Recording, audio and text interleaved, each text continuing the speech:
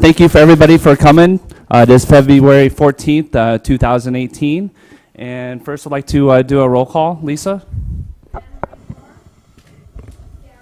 Present? Present. Present. Present. Okay, and Anna Marie will be here very shortly. Traffic tonight. And next we'd like to do the Pledge of Allegiance. And Mr. Wade, would you like to lead us in Pledge of Allegiance?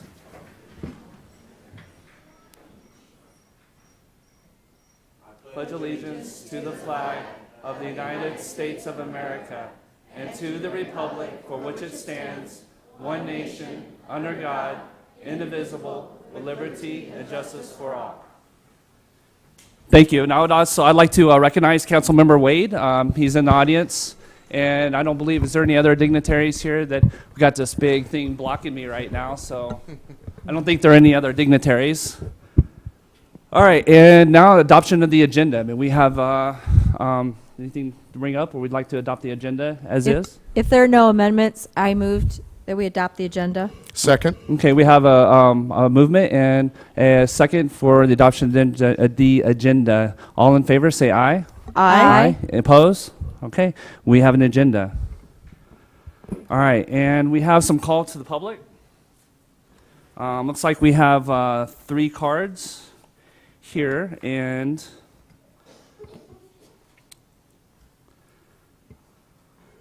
for the public content, I need to read this, that the procedures to follow if you address the board, that members of the board may not discuss items that are not specifically identified on the agenda. Therefore, pursuant to ARS 3843-01H, actions taken as a result of public comment will be limited to directing staff to study the matter, responding to any criticism, or scheduling the matter for a future agenda. The board requests that all comments be limited to 3 minutes or less, and that the public refrain from the use of speech or language that is offensive or inappropriate pursuant to board policy KFA. And so I have 3 cards. If there's any more, please bring those up now. All right, so I have 3 cards, and the first one, and I really do apologize if I do not say your name correctly, but it looks like Trevor Jenkins and Jen Miller. So please come up to the podium and state your name and where you're from.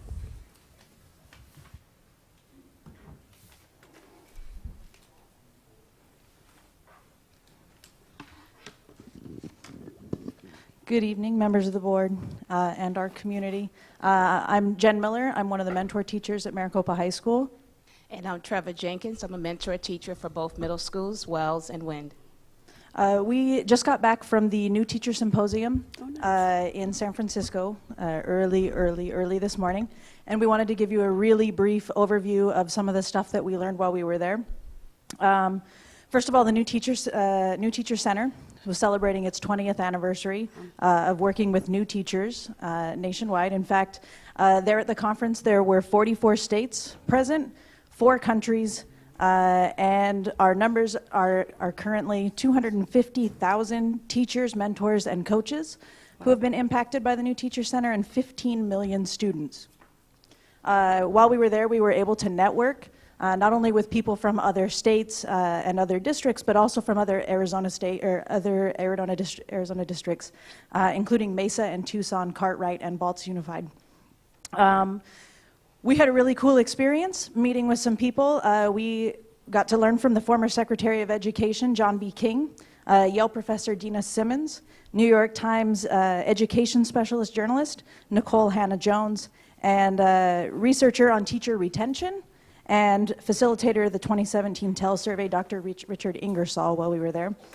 We decided that the best use of our time and money was to divide and conquer, so we went to as many different sessions as we could.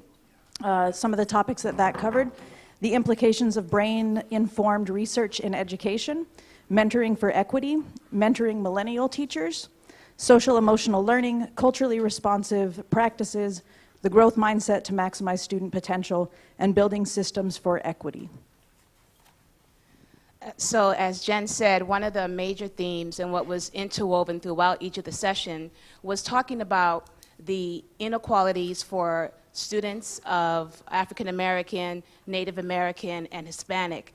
And so it was trying to fulfill that promise of ending those things. And one of the things that I went to dealt with how do successful diverse schools like us support beginning teachers.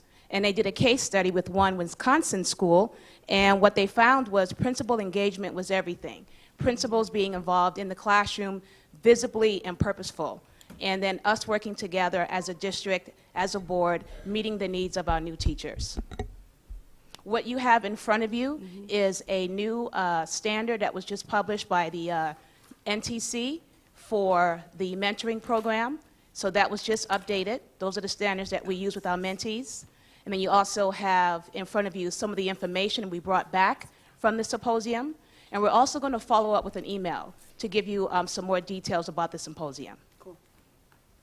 Is that everything? Thank you very much. Thank you. Thank you. Next up.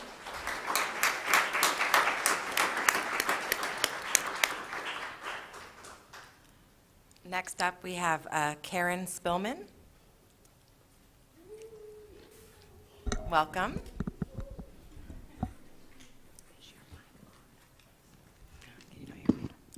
Hello, thank you, school board members, for letting me introduce you and invite you to our first annual Title I Desert Wind Night on Wednesday, March 7th from 6 to 8 p.m. We will have food trucks there for purchase for food. We also have some free food and snacks there. It's a night at the museum, War Through the Ages. There'll be social studies projects for you to look at. There will be rooms with games that have war themed, and then we have raffle prizes as well. So we hope to see you there. Thanks. What time was that? 6 to 8 p.m. 6 to 8. Great, thank you. And you have a goldenrod sheet on your, it was left on all your chairs, so you should have a flyer. Yes, Great, thank you. Sorry. But for the people in TV For the land, people in 6 TV to 8 land, p.m. yes. on March 6 7th. to 8. Thank you.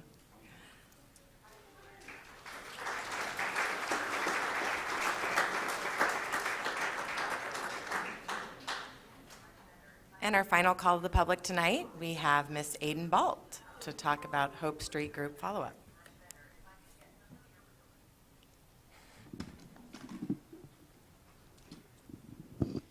Good evening, President Knorr, members of the board. I'm Aiden Balt. I'm a teacher at Maricopa High School.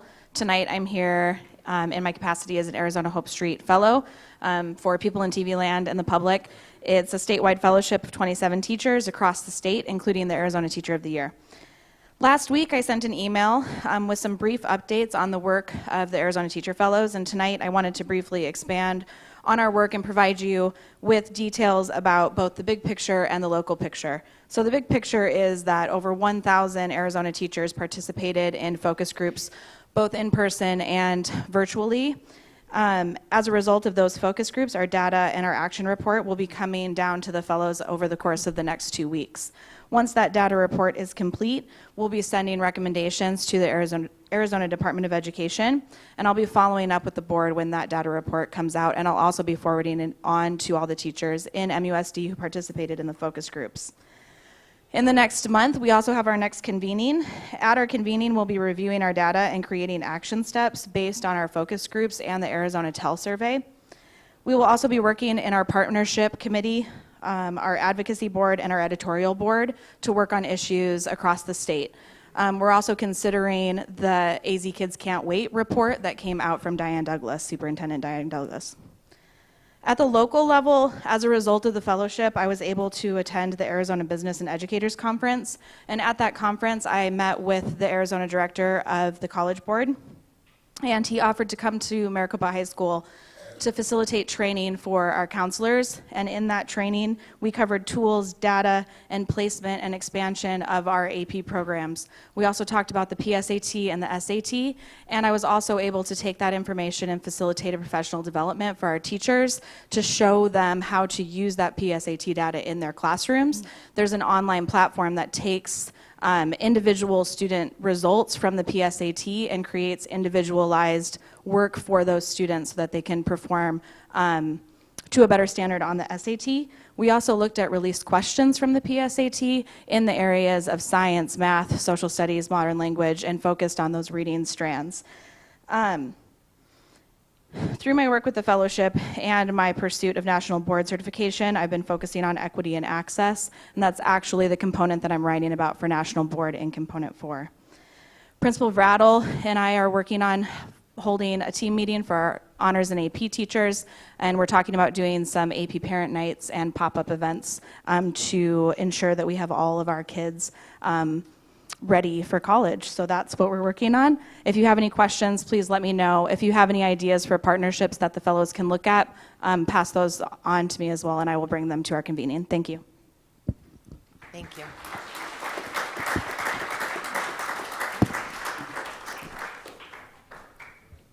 That concludes our call to the public. Next up is the superintendent's report. Dr. Chestnut. Thank you, President Noor, members of the board. Am I working here tonight? Can you hear me? They can They probably seem hear low. out there, but Can you hear me out there? Yeah? Okay, good. this is probably just here. Several things to report on tonight, and one of them is I forgot to get the clicker.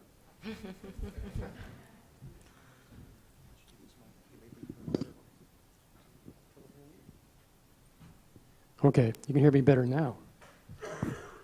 First, we want to start with winners of our MUSD District Spelling Bee. That event occurred on January 23rd in this room, and the winners are here with us tonight. We would like them to come up and receive their certificate and stay up here for a picture with the governing board. So, let me pull them out here. In third place, Ramsey Henney.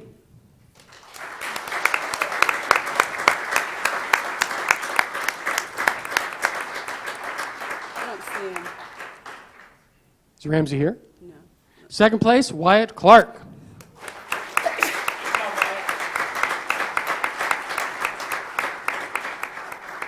And first place, Lexi Nordhoff.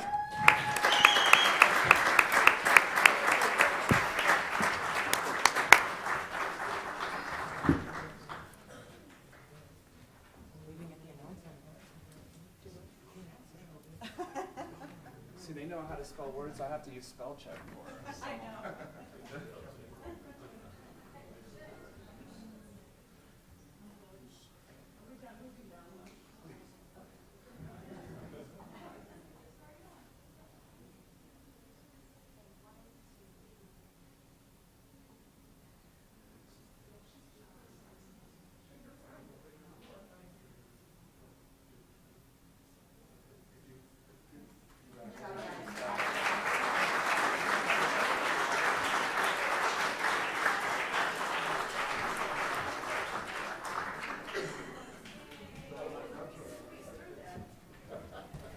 And thank you also to Board Member Tori Anderson for being the pronouncer at that event.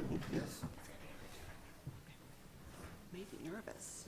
Just want to report on a few things. On January 27th in this very room also, a Saturday, we had our second annual MUSD Job Fair. Thanks, Mr. Beckett, for getting that all organized. We had a really good turnout of both certified staff and support staff.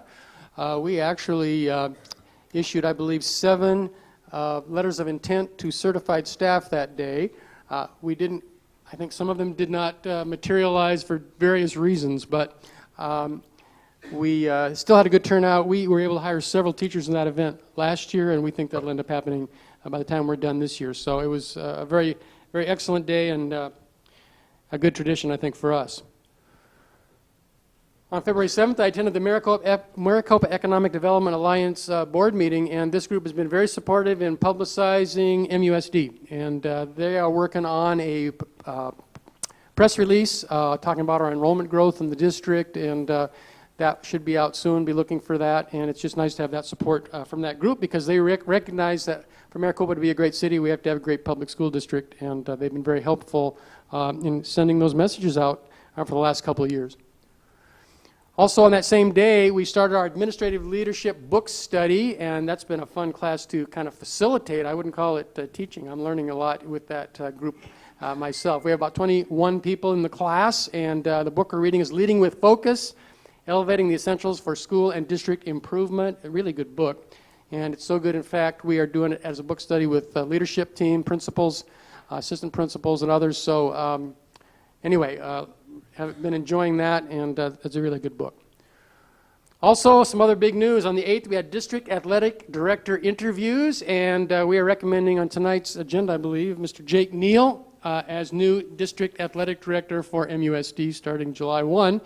And he may look familiar because Mr. Neal worked for us for a number of years. He was hired on in 2011 as a PE teacher at Maricopa High School and head boys basketball coach, and did that until 3 years ago. He's spent the last 2 years at Post and Butte High School as an assistant principal.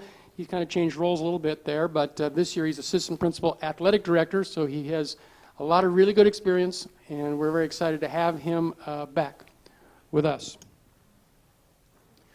Also, I just want to report that the Budget Committee is plugging along. We had our second meeting on February 13th, and Jeff Marchek continues to do a good job of leading that committee. And that's all I have. Great. Thank you, Dr. Chestnut. We'll move on to governing board member reports. And we can start at the end. Mrs. Cotray? Oh, okay. Thank you. Well, this past weekend, Our Lady of Grace held their 11th annual Parish Festival and Carnival. And for the past 9 years, Maricopa High School Band has always led it off on Friday. And the past few years, they've also included Desert Wind. And they do an amazing job, and every year I continue to get compliments on our students, their talent, their behavior, and so I just wanted to give a shout out and thank the band for everything that they do. And that's about it. Great, thank you.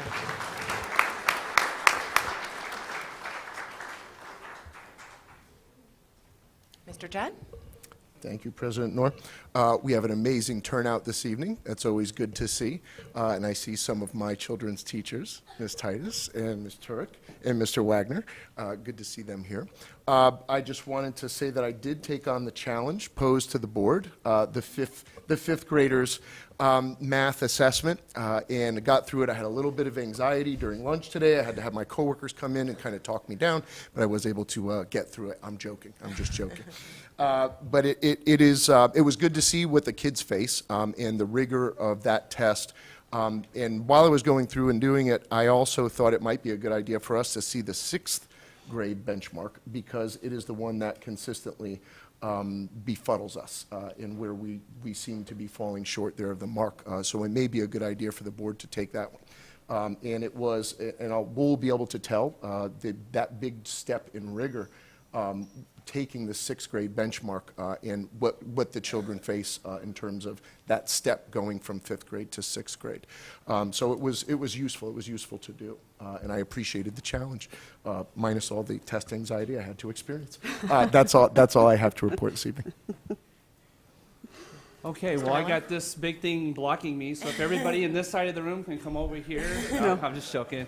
I was not here last session. I was ill, so I have quite a few little things to cover. So luckily I didn't have the flu, and I know that the flu is going around. I know our nurses are doing a good job to remind teachers and students to wash our hands, and just encourage parents and teachers and students to wash your hands. And I know sometimes it's difficult for kids just to get water touching the hands, so wash them pretty good. So hopefully we can decrease the amount of flu that's going around, because it's really no joke this year.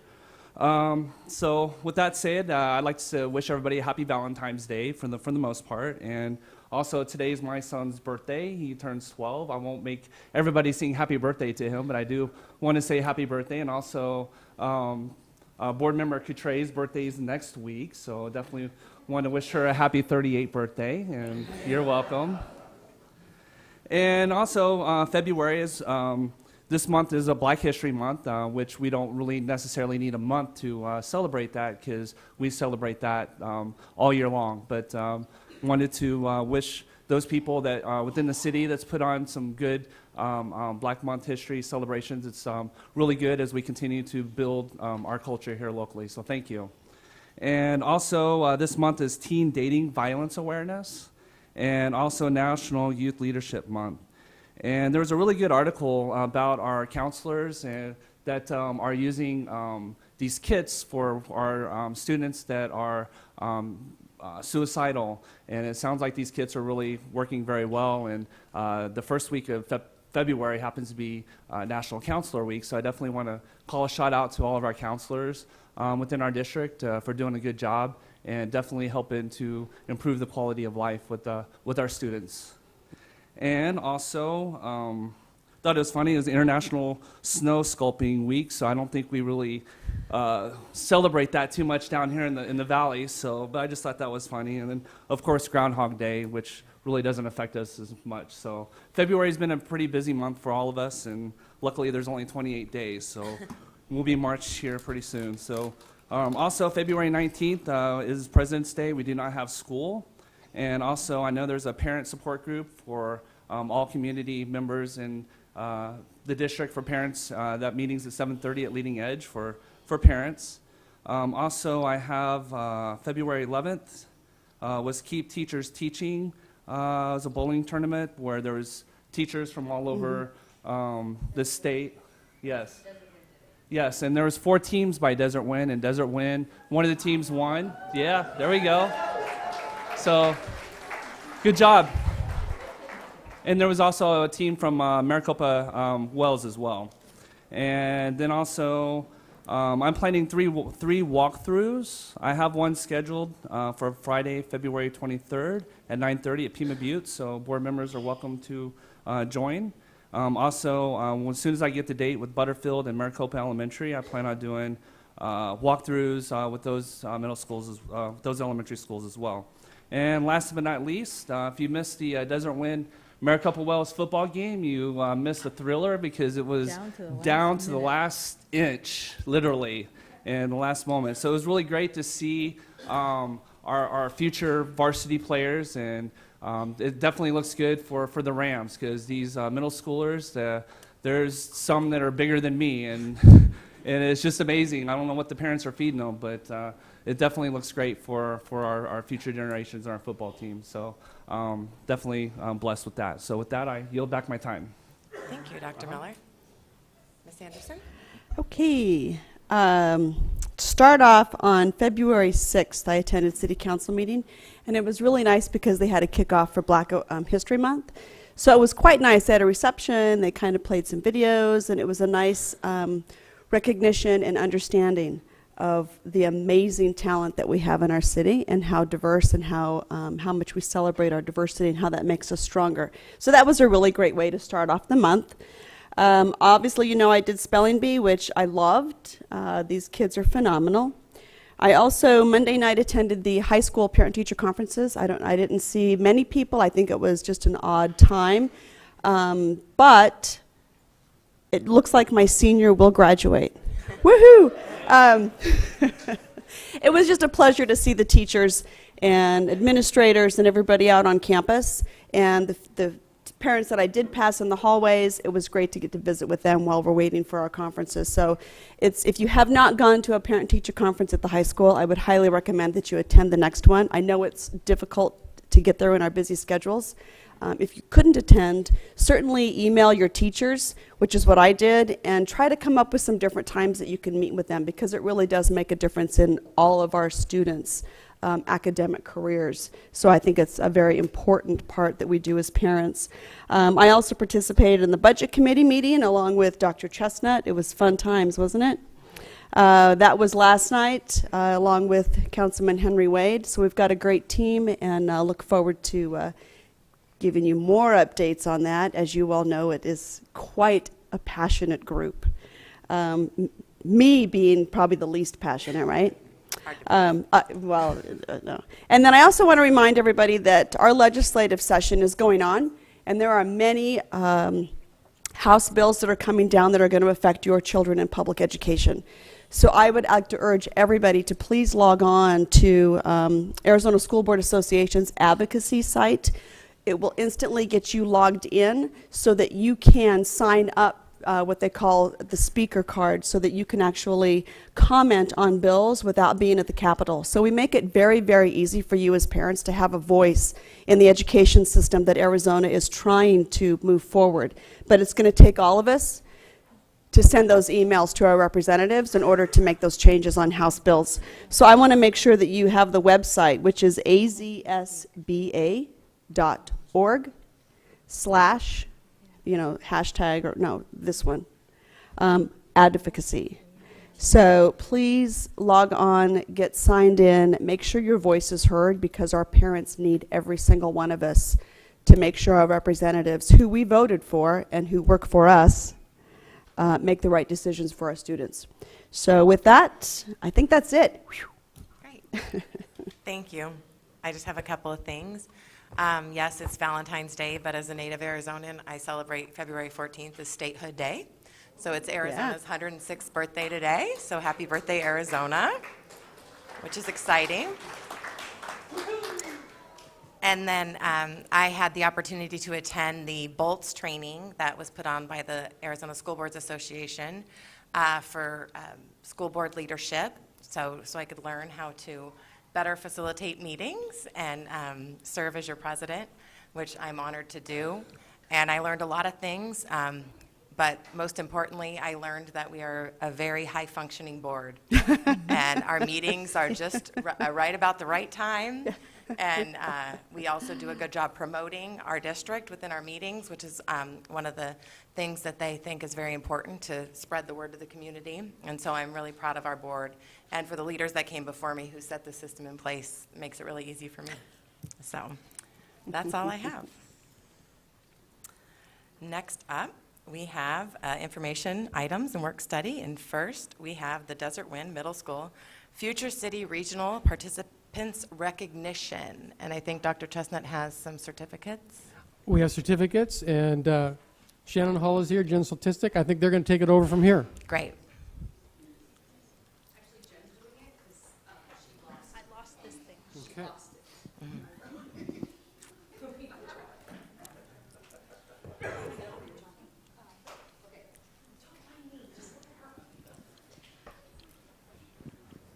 Good evening, Dr. Chestnut and board members. We are so excited to come and celebrate our Future City successes with you this evening. On January 20th, we had 8 teams from Desert Wind Middle School attend the regional competition at Paradise Valley High School. That amounted to about 50 students, 4 teachers, the 3 of us and Mrs. Hull, and 2 really amazing engineering mentors who are here tonight, Mr. Owings and Mr. Hahn. And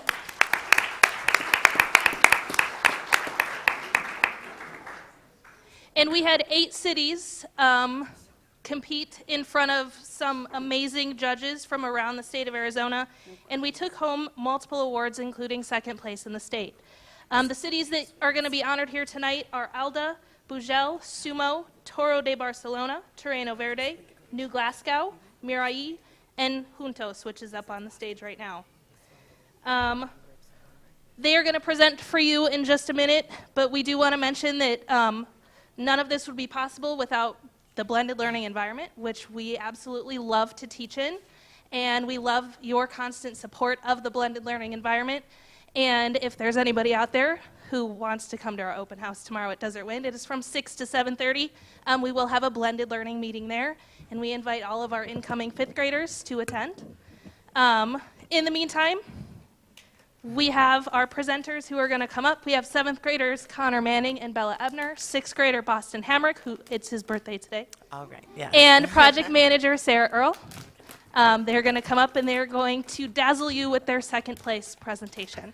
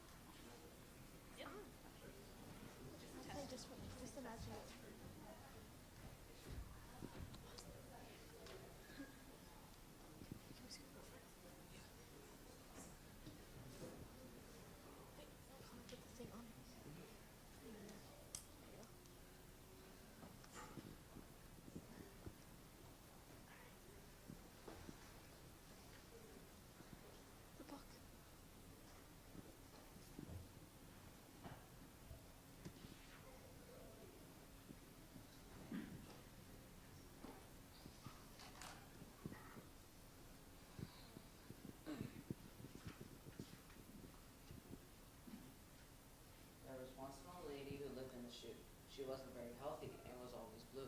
So one day her grandson came and said, Let's move to Juntos, just me and you. the shoe that they were small, with tall stairs. She struggled with mobility, often having her children for care. I've lived here forever. I don't want to leave my home. If I move to a city, I'll feel so alone. What about healthcare and living expenses? Do tell me more before moving commences. Trust me, Grandma, moving to Juntos will be the best. You could be more independent and not so stressed. The city is full of innovative transportation options as well as the state-of-the-art healthcare and monitoring facilities. Living in Juntos would be so much better for you. Grandma decided to move out of the chute into the unique Central American city of Juntos in hopes of living a better life. The city is located in the southern mountains of Guatemala, where generations of citizens have lived for hundreds of years. This city was recently revitalized by engineers with more age. As long as you don't put me in a nursing home, I agree. It's finally time to move out of this place and into a better one. Come on, Boston. Coming. After finally reaching the city, Boston showed his grandma around. Wow, I just expected a lot of millennials on their phones with holes in their jeans. There's so much more to show, Grandma, like the volcano and the awesome multi-generational housing complex, but most importantly, the imminent health solution that helps senior citizens and all citizens in Juntos be more independent. Well, what are you waiting for? Let's get to it. By taking the Toro or transportation unique to Juntos, Boston showed his grandma the houses and parks of residential, the vertical gardens and the full hydraulics, and the markets from the commercial zone. We made it to my favorite part, the volcano. It's got gadgets and gizmos aplenty. It's got who's its and what's its galore. Dude, wrong fairy tale. Sorry. Anyway, a turbine inside the volcano vent spins to create electricity for the city. The lava breaks down the waste, which is then mixed with molten lava to create building materials and statues. Awesome. As that turbine spins, lava is brought down to where it's melted with the waste. The mixture is then formed into building materials or other structures in a nearby factory, then sent to the desired location within the city. Well, I can see here that the volcano just happens to be active, but the engineers of Juntos designed a solution. They created carbon tungsten pipes able to stand extreme temperatures, read temperatures, send cold water down a balanced volcano, and keep it steady. Here it looks like the turbine is also used as a power source. The water that balances the volcano creates billows of steam, which spins the turbine and makes electricity. That's better than my old shoe. Yeah, that place is a dump. Let's head to the middle of the city where you'll both see historic structures and modern high-rises. Almost every building in Juntos is a different color to show the diversity of the citizens that live there. That's what makes Juntos unique.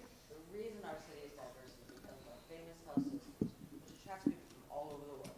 One of these is the ODS, Organ Diagnostic System. Is a tooth implant that tracks health throughout your body. Once implanted, the chip connects to the tooth's nerve valves and the bloodstream and runs diagnostic scans on the system multiple times a day. The real-time results of these scans are sent straight to the citizen's personal smartphone that they can check as soon as the scan is done. That's smart. It sounds like the ODS is a key solution in keeping other folks, like myself, stay independent. I bet it can help seniors detect health issues throughout the whole body and help detect diseases before they start to show symptoms. I also bet it can help detect physical diseases such as cancer, organ failure, and high blood pressure, as well as mental diseases such as Alzheimer's and dementia. Exactly. It's not only for senior citizens, but it's for all ages too. While this chip can do many great things, it has some risks and trade-offs. One trade-off is that the ODS requires a dental implant that could cause pain for the first couple of days. This could be a problem for some patients. The overall benefit is worth it. Another risk is that the ODS could malfunction, or just stop working. If this happens, you will be alerted immediately and would have to get the chip replaced. If you do not want to get the chip implanted, you can go to the ODS hospital located all throughout the city. The ODS hospital is designed to take information from the ODS. When the ODS detects an illness in the body, the citizen can use their pre-programmed Earl Orb to take them to the closest nearby ODS hospital. By the time the patient arrives, doctors will be there with real-time vital stats and top-line equipment. Patients will be treated immediately. That's smart. I know in smaller cities, people have to drive far to get help. I remember back when I was a young one like you. Oh no, not another story. Wow. This city is not only sustainable, but it sure is pretty too. I'd love to explore it some more. What about food and what's outdoors? Juntos is filled with many parks and open areas where citizens like to meet up and interact. There are kinetic sidewalks from all over the city leading to these parks. What's a phonetic sidewalk? There are sidewalks that are moving to help people with disabilities get places faster. When you step on it, it creates energy for our city. Grandma, it's kinetic, not phonetic. Don't sass me, boy. I came here for you and your fancy solutions. Okay. Sheesh, someone woke up on the wrong side of the shoe today. Grandma liked you. She already felt at home. Wait, where am I to live? Not a nursing home, right? In a place like that, I'd never be able to thrive. Of course not, Grandma. You live by me in my multi-generational housing complex, the one with the beautiful view of the river. Down the road, there's an apartment of rent that you can stay at, and if you get hungry, there's a restaurant and a shops on the bottom floor. Grandma loved the idea. It sounded so much better than her old, smelly chute. Boston told her about the food, the pool, and the rooms in the complex. Sounds wonderful. I couldn't have thought of a better place to live. I'm so glad I'm moving here. Thank you, Boston. You're welcome, Grandma. I'm glad you're moving here, too. Food to us age-friendly solutions have brought positive outcomes and positive attitudes. It's turned our city from a youthful population to a city thriving of all ages.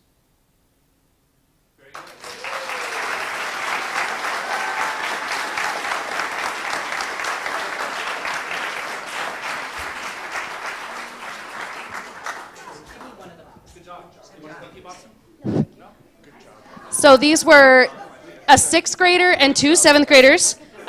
Don't we all wish we could talk like that in front of public? Holy cow. Future Cities is one of the most well-known competitions that we do and one of the most well-known projects that we do, but we do a ton of projects throughout the year, and these are the type of things that they get up, they talk in front of a lot of adults, a lot of engineers, and they just really learn how to speak with adults just very professionally, and just how professional were they. And I think we just are so in awe of them. They're just terrific kids. So we are going to bring up the rest of the kiddos that are here in the audience. Dr. Cheston is going to read their names. They're going to come on up, and we're going to take a big, giant group photo of Desert Wind Future City Regional kids.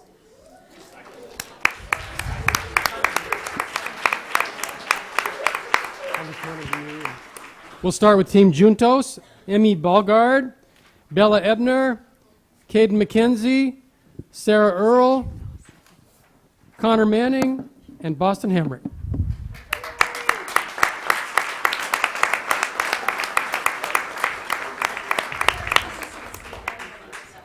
Next up is Team Bo Gel, Kayla Thomas,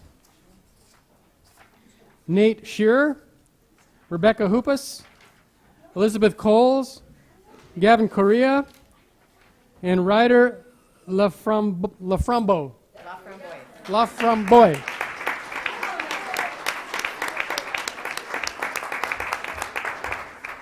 Next team up is Taros de Barcelona, Sadie Titus, Molly Jorgensen, Jalen Cannon, Stephanie Villanuevos, Bailey Martinez, and Emma Huffaker.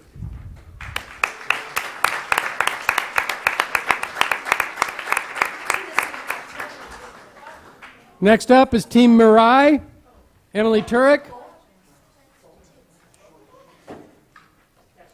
Amanda Ilton, Katie Owens, Hunter Christensen, Evan Geyer, and D'Angelo Rios.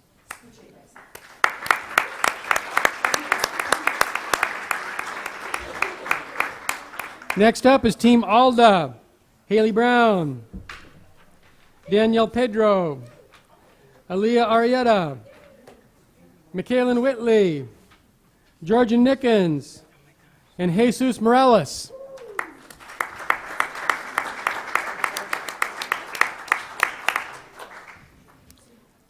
Next up, Team Sumo, Gabriella Fisher, Lilani Mejia, James Harvey, Caleb Bell, Logan Tebow, and Kenton Wilson.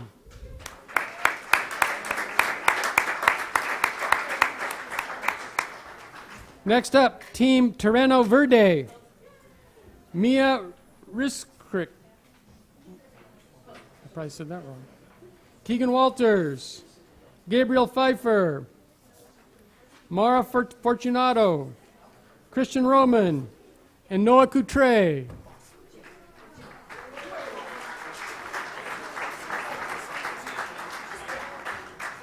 Next team is New Glasgow, Catalina Springstrock,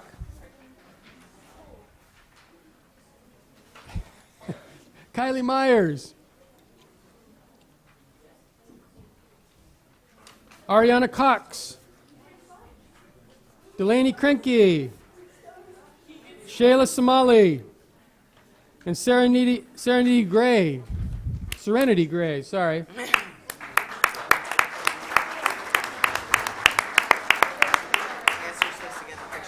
Oh, yeah. Who said that? So? I don't think there's room.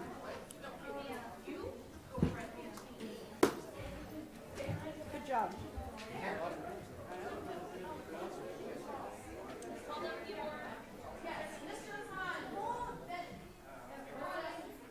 Our mentors as well are coming in to join us.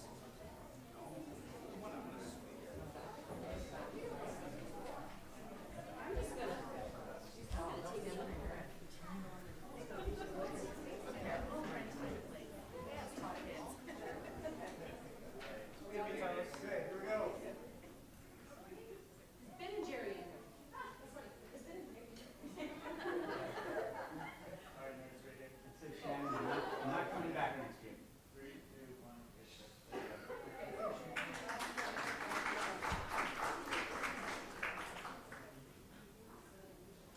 And thank you all to the parents. I mean, the whole reason why we can even have this is because of you guys. Thank you guys so much, just for all your support.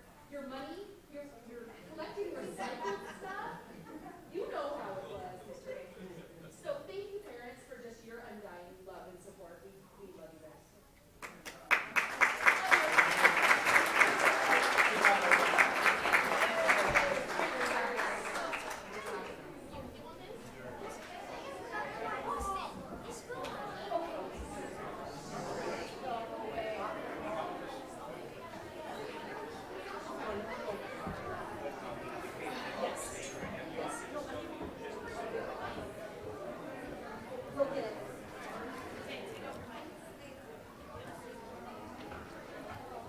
Pretty amazing results I know.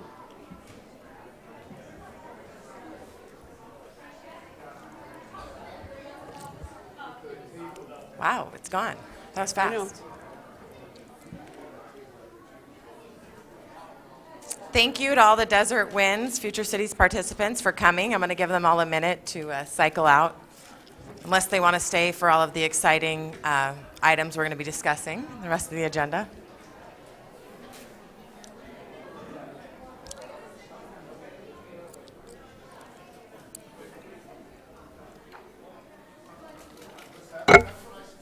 Is this from Patty? I don't know. This was Josh. Oh, it's from Josh? I think, I'm not sure though. Josh, is this from you or Patty? Oh.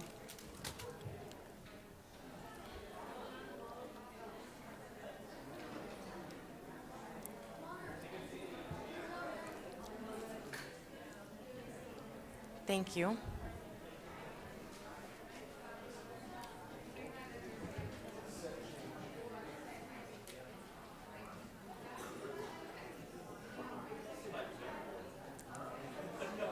Yeah, we're here. I'm not just the voice. Oh, picture turned out nice. That picture. Roger Wagner sent the picture. Oh, great. Send it to me. Okay. Thank you for rearranging the boardroom for us so that we are actually present. Isn't that nice? We're not just the voice behind the table anymore, Dr. Miller. Next up, we have item B, which is the Watchdogs program presentation by Mr. Ben Owens. Excited for this. Oh, and Mr. Whitley, too.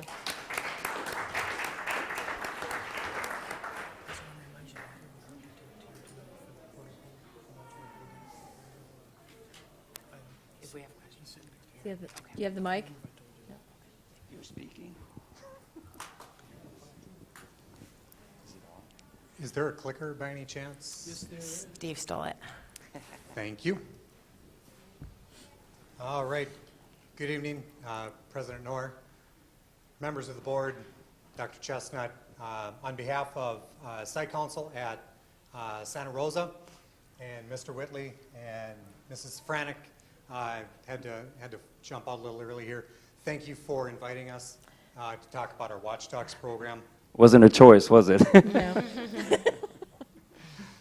It's a really great program that we've had a lot of success with in a very short amount of time.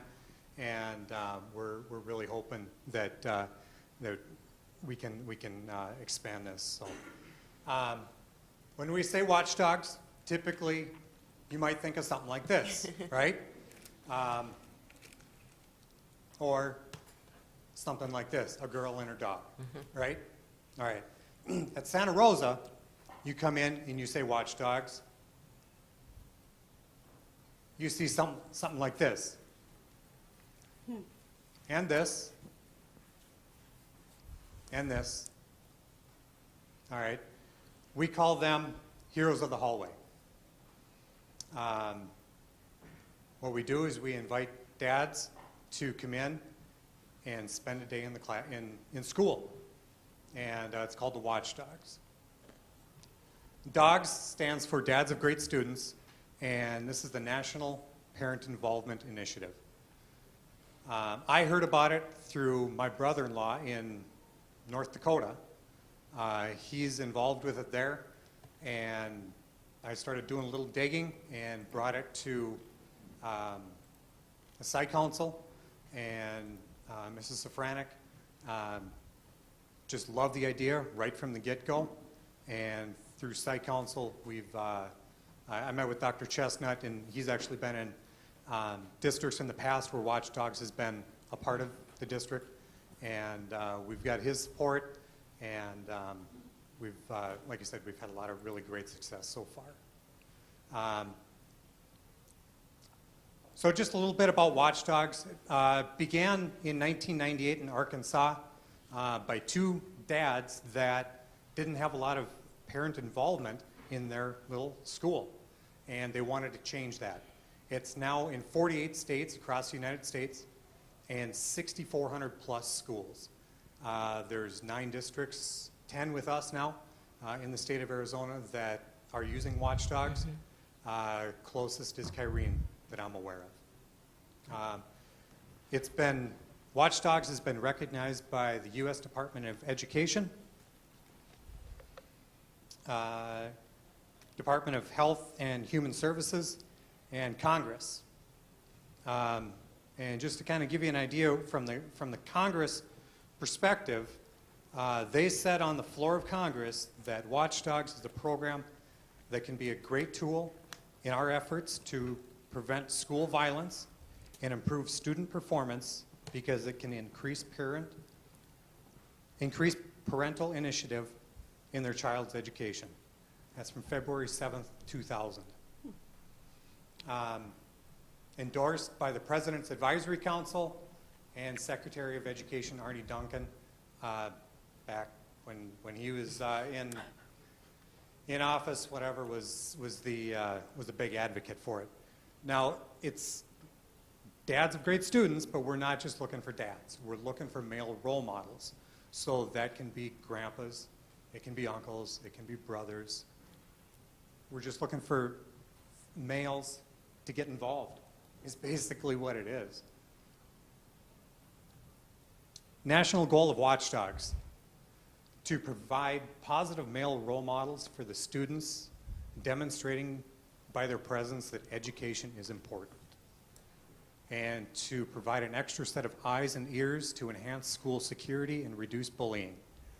Last night we had science night at Santa Rosa, and we had a table there with Watchdogs and had a lot of guys come through, and the security was actually one of the things that, as we were talking to guys, that they mentioned was, yeah, it's great for the education, but it's also a deterrent for someone coming in and potentially harming other students. There's another set of eyes, like it says. At Santa Rosa, we've got Mr. Whitley, and everybody loves Mr. Whitley. And he's been a real big advocate of this, but he's only got 2 eyes. The more guys that we can get in the schools, the better that we are. All right?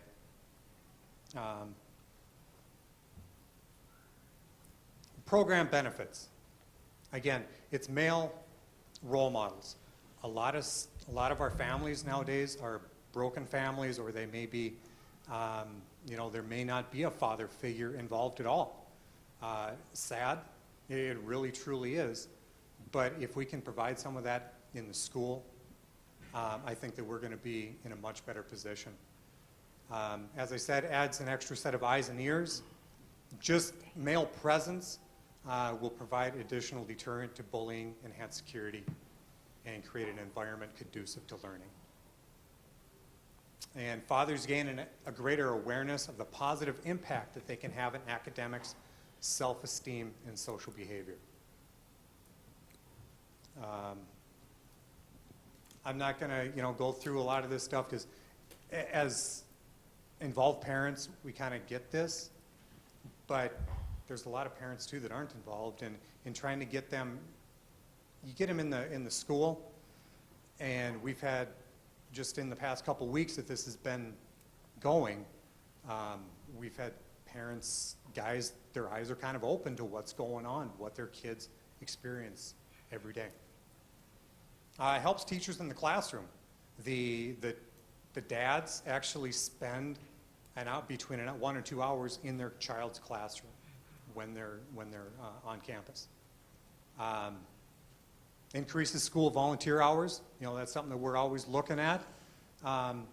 And fathers get a glimpse of their students' everyday world and learn about the challenges and decisions that youth face.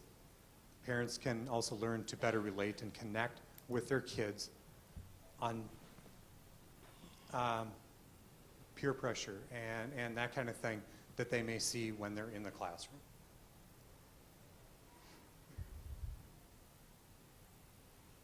Santa Rosa's goals for Watchdogs kind of goes along with the goals of Watchdogs, but we want to increase our parent involvement, awareness, and understanding. Every school wants to have more parents involved. It doesn't matter what mom or dad. We've had moms come up and say, "Hey, is there a Mothers of Great Students?" Well, not really, but you're still welcome to come. It gives the dads a chance to interact with the teachers. Again, increases our volunteer hours. Being we're a Title I school, it helps us to meet that goal of the parent involvement. And with the Arizona Department of Education, that's part of our school improvement plan also. Also part of the Partners in Education Compact that we send home every year for the school and the parents as well. So also meets some of the MUSD goals. As you can see, improve student learning just by having parents more involved in their education. As a parent, if I wasn't involved in my child's education, if my wife wasn't involved, our daughters are smart, but you need to stay on top of them. Okay, and this is one way that you can do that. Also, family and community engagement gets the family into the school. They see what's going on. And then belief statements 2 and 3. All right, the numbers. This is the fun part.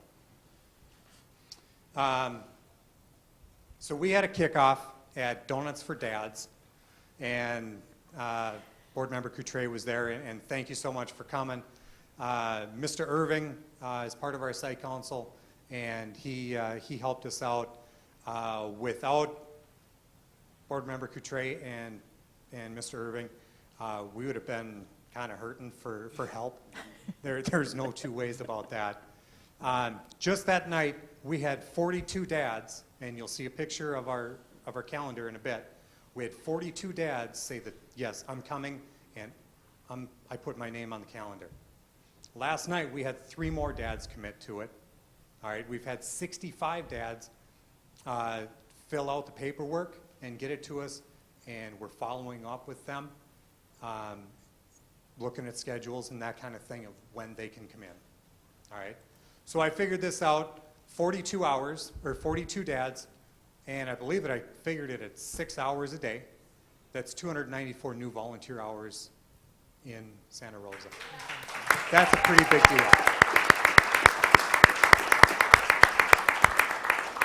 And that, just like your MasterCard, is priceless. All right, I got a couple pictures here for you. You can see it was our multi-purpose room is packed, and we partnered with the PTO on this. Santa Rosa PTO did a knockout job on this, having more than enough donuts for all the dads, doing the promotion, and we were able to kind of tag along with them on this. You can see the one guy there is wearing the Watchdogs t-shirt. And there is our calendar. So we went through and we X'd out all the days that either there's no school or there's testing, so we can't have Watchdogs in-house. All right, and like I said, we had 42 guys in there sign up that night, or that morning. Another 3 were off to a really good start. All right, here's a couple shots of just individual months, so you can kind of see. We have had a couple no-shows, and we're following up with those folks, but March, here's April and May. So we're still adding to this. So when they come in, we ask for a 2 days notice so that we can make sure that we get them a schedule. Beginning of the day, in the morning, they're probably going to be outside helping out or helping out in the cafeteria with breakfast. Then they'll spend an hour in with their children's class. And at 8:55, we've got announcements just before the kids do walk to read. And we announce the Watchdogs every day. Whitley, what do the kids do? They get very excited. Yeah, they really enjoy the dads being on campus. So it's something cool that they high fives all over the building. It is cool. I saw it this morning when I was there. They announced the Watchdog, and as he's walking down the hall to walk to read, kids are jumping up, giving him a high five, and some of the feedback that we've gotten from the dads, that's their favorite part, hands down. So then they'll go to some of the extras, PE, spend some time with Whitley, library, art, and we actually have them fill out a survey before they come in. So we kind of cater to their interests a little bit. So if they're really good, if they want to read to kids, yeah, we're definitely going to put them in the library so they can read to kids. If they're really good at art, we're going to get them in the art department, you know. They'll spend some time in another class. They'll help out at lunch, help out at recess, and then at the end of the day, they end up back in their own child's classroom again. And then they'll help out with dismissal. And then the very last thing that they do is we have them fill out an end-of-the-day survey. So we kind of can judge what do we need to change, what did they really like, what didn't they like.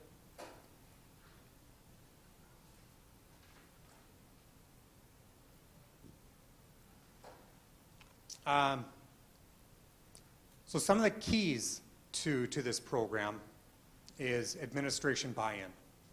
Obviously, I went to Dr. Chestnut first. He was bought in. I brought it to Mrs. Franek, and after about 30 seconds, she was in. She was good with it. The next part of this was teacher buy-in. Presenting it to the teachers and trying to get them to understand that we don't have just another program for them to do. This is to help them. This is to help our school. And we got them to buy in. PTO assistance is needed on this. We purchased our kit, and we'll talk about that in just a bit, with Title I funds, being it meets the Title I criteria. But there's shirts that we're getting. So when the guys come in, they get a Watch Dogs t-shirt, like he's modeling here for us. And that's where the PTO comes in, partnering with them on a Donuts for Dads or a pizza night. And then, like I said, I think one of the biggest assets at Santa Rosa that we have is Whitley. He's able to hype the students up, and he does it quite well. So after Christmas, he started talking about Watch Dogs. And every class, he was talking about Watch Dogs, talking about Watch Dogs. Well, when it came to Donuts for Dads, there was so much hype with this with the kids that, and I honestly believe that that's part of the reason that we're having so much success with this, is because of the hype that he's been able to create. And I was even shocked. I've been at Santa Rosa for a long time, and I taught 5th grade there when we were teaching on the stage, and every room was packed. And when you come to conferences or something, the cars are lined up down the street. It's not been like that for a while. Well, that day was shocking. I walked in that room, and I was just baffled at how many, I mean, the room was full. I've never seen it. I haven't seen it like that in years. Yeah, so we're, that's one really big component of this. And then the last is just getting the parents to sign up for this. I think a lot of parents think that being involved in the schools takes a lot of time. Well, it doesn't. You know, I, as site council chairman, a couple hours a month is really about all it takes, just kind of depending. With Watch Dogs, it's taken more. But other than that, you know, it really doesn't. Implementation, there's a conference call, and all your watchdog team goes through that at Santa Rosa. It was Mrs. Safranek, it was myself, and Mr. Whitley.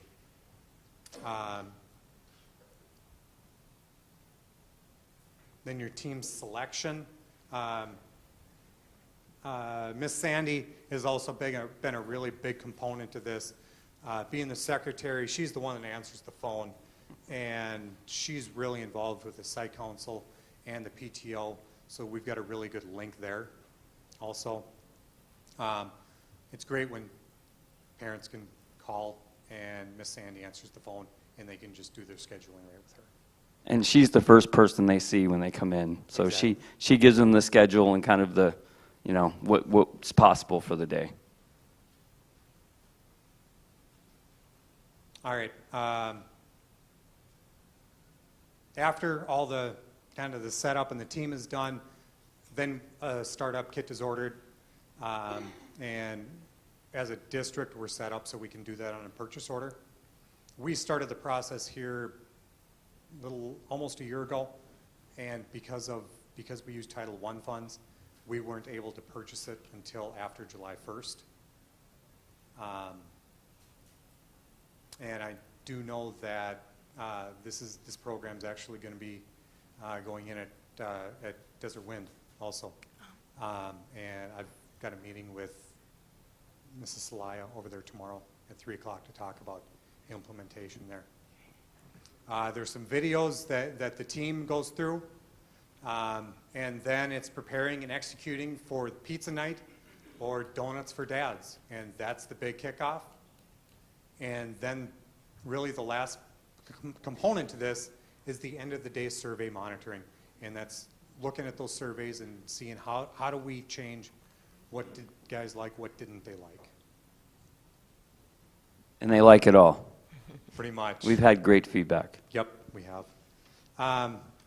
Like I said, Mrs. Safranek had to jump out early here. From an administration side, she wanted me to pass along that for her, it's great to see dads in the school during school hours. She's going to continue to support it, and she said that it's great. It's a great chance for dads to see what their kids do every day. Usually, when you ask your kids, "Hey, what'd you do at school?" Nothing. Well, now they can say, "Well, I know that's not true. What'd you do today?"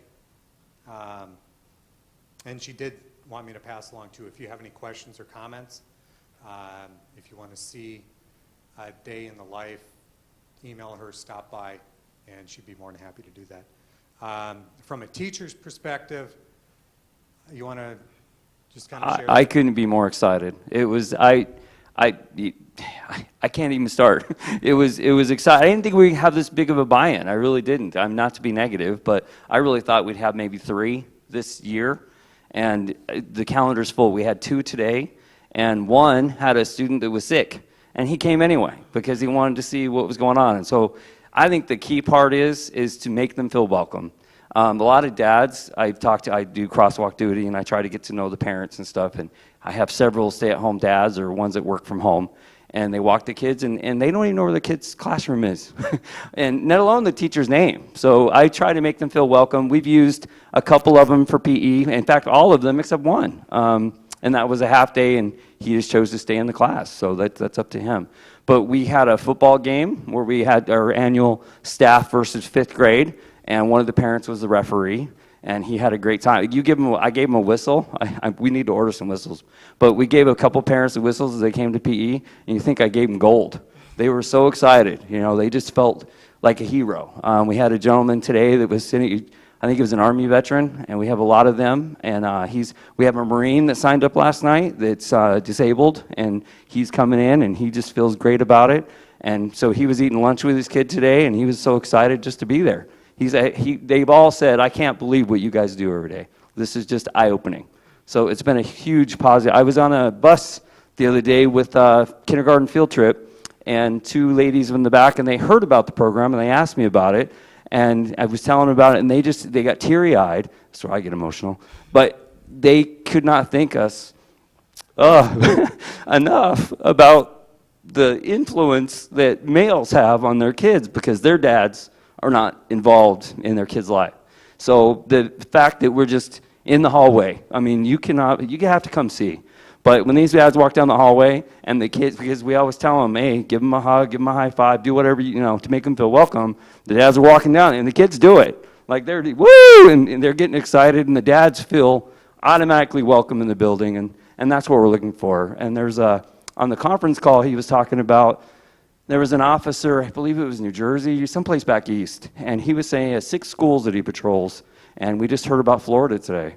So, and he was talking about, he can't be everywhere at once, and the crime in the teachers' parking lots has just went down from dads just walking around, because a lot of these Army veterans and Marine veterans, they don't know how to read to kids, and they're a little nervous. We take it for granted as teachers, but for parents, they're like, oh, they had them in PE. When we started, Dr. Chestnut's been in there when they start running around, and I have this little room, we don't have a gym, and the parents are like, whoa, but then they jump right in. But the same thing in the classroom, you have to make them feel welcome, but some of them are, I gotta take a breather, go out in the hallway, walk around, and that's fine too. They have, Miss Sandy lets them know what their availability is to do, whatever they need to, if they feel good about lunch duty, recess duty, whatever. So they've been really good with that. The teacher feedback we've had, I think we have a lot to learn from this, but a lot of teachers are hesitant to give them too much work to do, copies, whatever, because that's not really what they're for. But we have some learning in that aspect, but the teachers have had just a great response of what the kids do. Mrs. Cantrell was telling me today that we had a line plot, and the dad's like, I don't remember what a line plot was. So it's a good experience for the dads too, to see what their kids are learning every day, so when the homework comes home or whatever, they have some knowledge of what's going on. And they feel more comfortable to talk to the teacher now, because a lot of them have told me, this is a no zone, this is mom. So it's been great for that too. Yeah, absolutely. Some of the feedback that we've gotten from the dogs, they've said high five, A+, fun. They really enjoy being in the class, seeing what their kids do, getting to see the daily routine, watching the kids in their classroom. It was fun to see them learning. And yeah, it's a great program. And like I said, we've had a lot of really good success so far, and I'm hoping that I'd love to see this expand out to other schools, and I'd love to help out with that. The one thing, if I can throw this in there, that we are looking to try to figure out how to do is when watchdogs come in, how we can provide lunch for them. I hate to have That just happened today. Yep. The gentleman said it was a half day. He didn't realize that the kids even ate lunch. Has to eat lunch every day. So he was saying he's a big guy, so I know he was hungry. But he didn't. I asked him if he wanted to get a school lunch, but we need to provide that or make it available for them. Yep. So we're working on trying to figure that out. And if you folks have any ideas, please let us know. We're open. I mean, we feel that that's one thing that we really need to do. They're spending their day in with us. I think the least thing that we can do is pay the $3.25 so they can eat. So. Well, I definitely think that's something we can work maybe with PTOs on too. Yeah, that's Dr. Chestnut. I'm sure there's a way. All right. If there's a will, there's a way. So Yeah, exactly. We can certainly afford $3.25. I mean, come on. Perfect. thank you so much Yeah, you for bet. coming in. I've seen this in others. Yeah. Round of applause. Just before you go. Yeah. Now, I understand this is starting at Santa Rosa. Yep. Now, is this going to go district-wide or only for Santa Rosa? Well, Santa Rosa is basically a pilot. Mm-hmm. Okay. Yeah, we're basically a pilot program. We're trying it out. So then it'd only be for parents at Santa Rosa, right, at this Currently. moment? At this point, Okay. yeah. So Yeah, then, we're- okay. So I was wondering if it was more district-wide, if you had applications down, because there may be dads, including myself, that would be interested in that. But since it's Santa Rosa, then that would be a moot point. Well, No, you can like I said, Desert what I would Wind. love to do is I'd love to roll it out to every school in the district. We wanted to kind of get some of the bugs worked out, kind of, Sure. figure out what works, what doesn't work at our school before we go big, because I think that if we introduced it across the district from the get-go, I think that we would have some issues. There would be Yeah, I think you've got to have There'd be a parent lot of buy-in stumbling. first. Yeah, you've got to have parent buy-in first at each school site. So some school sites may take a while. There's also a funding issue that would have to be addressed. Yep, So yep. yeah, it's a lot bigger than just. Right. Well, just Yep. breaking the ice, too. So I just want to make sure if I refer to the right people to the program, so. Yep.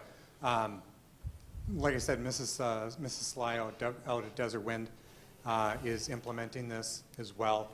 Mr. Wagner, I know, is going to be part of that team, and she's paying for that out of her budget, not with Title I funds, because that's already been taken care of for this year.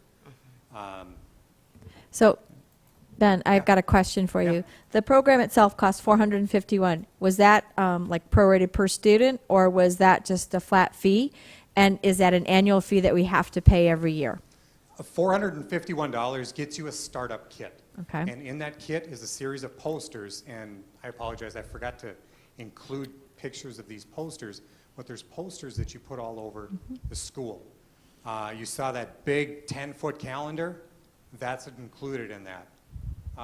There's 10 shirts that are included.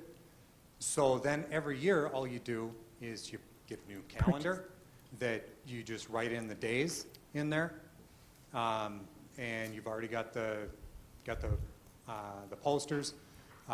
We're partnering with the PTO, basically to be the, how do I say it, the cash flow part of this. They're going to be the ones that are going to buy the shirts, and then when parents come in, when dads come in, they're going to pay the PTO for the shirts, is basically how that works.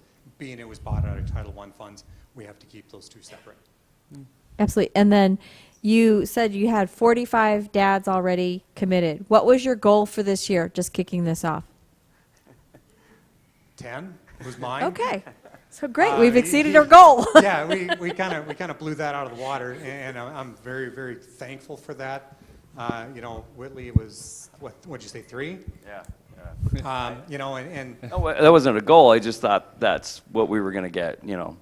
That's pretty average. I knew 3 that I could drag in. Well, Thank you so much. It was an amazing kickoff. I was glad that you invited me and that I could be there. And I look forward to seeing this grow, because I have a funny feeling it's going to grow like wildfire and hopefully spread to our other schools. So thank you so much. Yep. Yeah. Thank you. And I just want to say one more thing. Definitely your mission statement, just your mission, your goal is definitely right on. I can just tell you just real quick, it really brought up, there's like a meta-analysis. That's a study of studies where they put all this stuff together. 700,000 boys diagnosed with ADHD. This is by Kaiser Permanente. And what they found out, this meta-analysis, common denominator was that there was no male role model. And in that, only 30% of the kids were actually ADHD, but it was the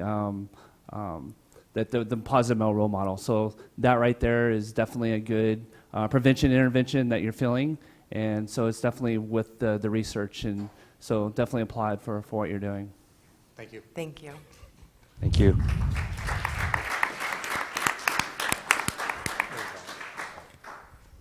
Okay, next up, we have item C, Maricopa Wells Middle School presentation, Mr. Thad Miller.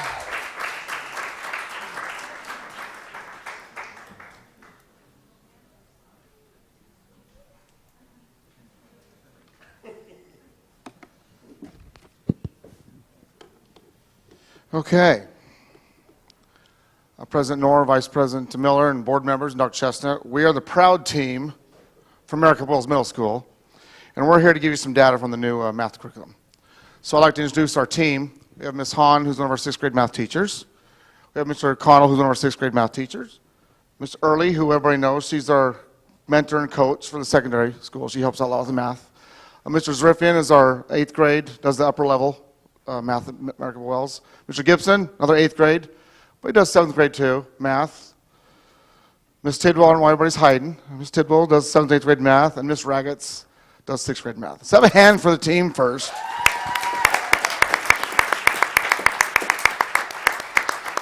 Before I turn it over to them, though, I want to say that the rest of the audience, I think, is from Maricopa Wells. So we have about half our staff, so thank you guys for being here. Thank you guys for being here. I love our staff at Wells, so thank you guys for being here. So I'm going to turn the time over to Ms. Hahn is going to start us off. We have the 3 slides, and we're going to go through there's a lot of data on here. If there's any questions at the end, we'll go through the questions. Ms. Hahn? Well, good evening. I am honored to be able to lead this presentation off to talk about math at Maricopa Wells. And one of the first questions that was posed of us is, how has the new math curriculum been implemented at our school? And I'd like to start off by saying it's pretty consistent. We have our computer carts in every single math classroom. We do have 2 that do not have carts on a full-time basis. We have discovered that the learning on with this new curriculum is different for our students because it is primarily technology-based with supplemental textbooks. They're learning in a different way. And also the rigor that's ingested into the program means that they're learning it in a different way. We've also discovered that we're having to teach in a very different way because it is technology-based, because the rigor is in the program differently, because it is consistent and has a more smooth flow from unit to unit because we actually have a curriculum this year. We're teaching in a different way, which is a good thing. We are, as I mentioned, we are using the computers and we are using the textbooks. Some teachers rely a little heavier on the textbooks because of the lack of technology. Others, like myself, who teaches in a blended learning environment, we rely very heavily on the computer-based and we just support it partially with the textbooks. But the one thing that is consistent with all of us is we talk about what's working and what's not working, and how best to implement the program for our kids, for the best of our kids. And we do that through our monthly PLCs and department meetings. We share at staff meetings, et cetera. So it has been a really good implementation and very consistent. Some of the technologies that we have, and I know they're being addressed like eminently, is the Wi-Fi capabilities. Like just yesterday, the 13th, we were without Wi-Fi for a short period of time during the day, which had an impact on what we were able to deliver that day. And then last week there was an interruption just As of 2:30 this afternoon, there will be no Wi-Fi. So that, but those are good things. They're necessary. They have to happen because we need the bandwidth and we need that connectivity on a regular basis, you know, throughout the entire school day in order for us to be successful. And then we're also just learning how to best use the technology, the computers, other resources that are available online, as well as Pearson itself, what all the different tools, tricks, tidbits, and they're improving themselves as well. We've learned that they have, you know, they've upgraded and delivered different components at different grade levels, and so we're just having to stay on top of that as well. Okay, I'll turn it over for the next slide. The implementation of the Pearson program, especially those of us that are very, very fortunate to have the technology in our classrooms.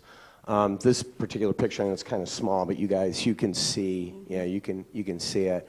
This was not a stage picture. I just went in the back of my classroom and just clicked it really quick. As you can see, the engagement is there for the most part. It's not saying that every single kid, every minute of every day is just locked in on their laptop. That isn't the case. But overall, you can see with your own two eyes looking at that the kids generally, they enjoy working on the laptops. That's a natural hook for them. We hear the words all the time, rigor, individualized instruction, all those things, but this particular program does do that. The rigor that Mrs. Hahn talked about, it's a great thing because obviously at the end of the year we've got all those assessments, and Mr. Judd, you talked about looking at the 4th or 5th grade one and then, you know, up and into 6th grade. It can be very intense. It really can. And the questions implemented right in the Pearson program, they are very challenging, very challenging. I've talked to Mrs. Gandiri at length. I work with her a lot with our special ed department. That can really be a challenge for some of our needier students, especially those with language deficiencies.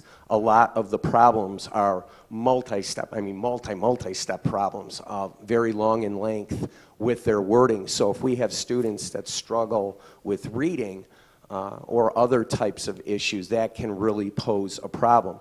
To help with that, fortunately, we have Mrs. Jerry Early on staff, and she is just absolutely fantastic. And the last PLC that we had, she helped all of us look into how we can access our school city questions, and those we can really pull those up depending on the different levels.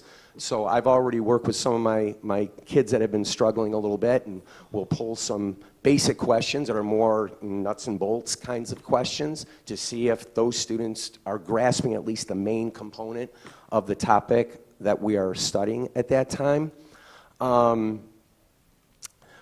The students themselves working on the laptops, what I've seen, number one was at the end of the year, the last couple of years when we've had AZ Merit or AIMS, whatever the test was, and we were taking those online, a lot of times the kids, we found out they knew the math part of it, they just didn't know how to input an answer into the computer. So I've noticed a huge difference. I got Michael's in my class, and just watching how comfortable the kids are with the laptops now. I mean, they come in, they grab a laptop, they sit down. It's just like they're pulling a notebook out at this stage of the game. They have really done a terrific job. Talk about student-centered. They have really done a good job working with each other, trying to work out all these little bugs and quirks and those types of things. What I like about it also is it really does individualize the instruction. It allows them to work at their own pace. It gives me flexibility where they can work individually, they can work in pairs, they can work in small groups, they can access anything from home. I've had kids that have pulled things up on their smartphones. It has really allowed me to really be able to work individually with students. With that component while they're working in the classroom on things, it's also allowed me to work more one-on-one with students or pull a couple students over and work on individual things where, old traditional ways, all of a sudden you start putting fires out around the room because they're really not engaged or busy with what they're doing. So it's really done a good job with a lot of different things. We have definitely seen improvement in a lot of things. It isn't just the X's and O's with the math topics. We're looking at how the kids are adapting to the technology. We're also looking, I know my daughter, she recently got a job over at Fry's, and we were talking to one of the managers, and she said what a pleasure it was talking to my daughter because she can carry on a conversation with her. And she said that she noticed that a lot of kids today, they have a tough time doing that. So when they're in class and when we can get them to work together with this, they're really getting a lot of that, not just, social skills, but good social skills. And it's also getting them to learn the skills that they're going to have to in the future in their job market. So again, it isn't just the math component, it's the other things that are being drawn into it. Talked with Mr. Zarifian. I'm very, very curious to see now with 6th grade on the middle school campus. This year going through everything, I'm very curious to see now when they go up to 7th and 8th grade, already knowing how to get on, how to log on and do all those things. I'm waiting to see the improvement that we see there. Yeah. I'm hoping to see great improvement from kids coming up from the lower level. I'm sure it's going to take a few years. I'm sure Mrs. Zerfian will, touch base on that one. But overall, I think the math department, we're very excited about this program. So thank you. Thank you, Mr. Connell. I will continue our presentation with the project that we are working on. We are in the process of writing a grant to help our teachers to have a better classroom management, and at the same time, they're gonna see everybody's screen on a tablet. While they're working in the classroom and going from desk to desk, they're able to see what exactly is going on for everybody. Whoever is working in the classroom is working on what project and what they need to do at that moment.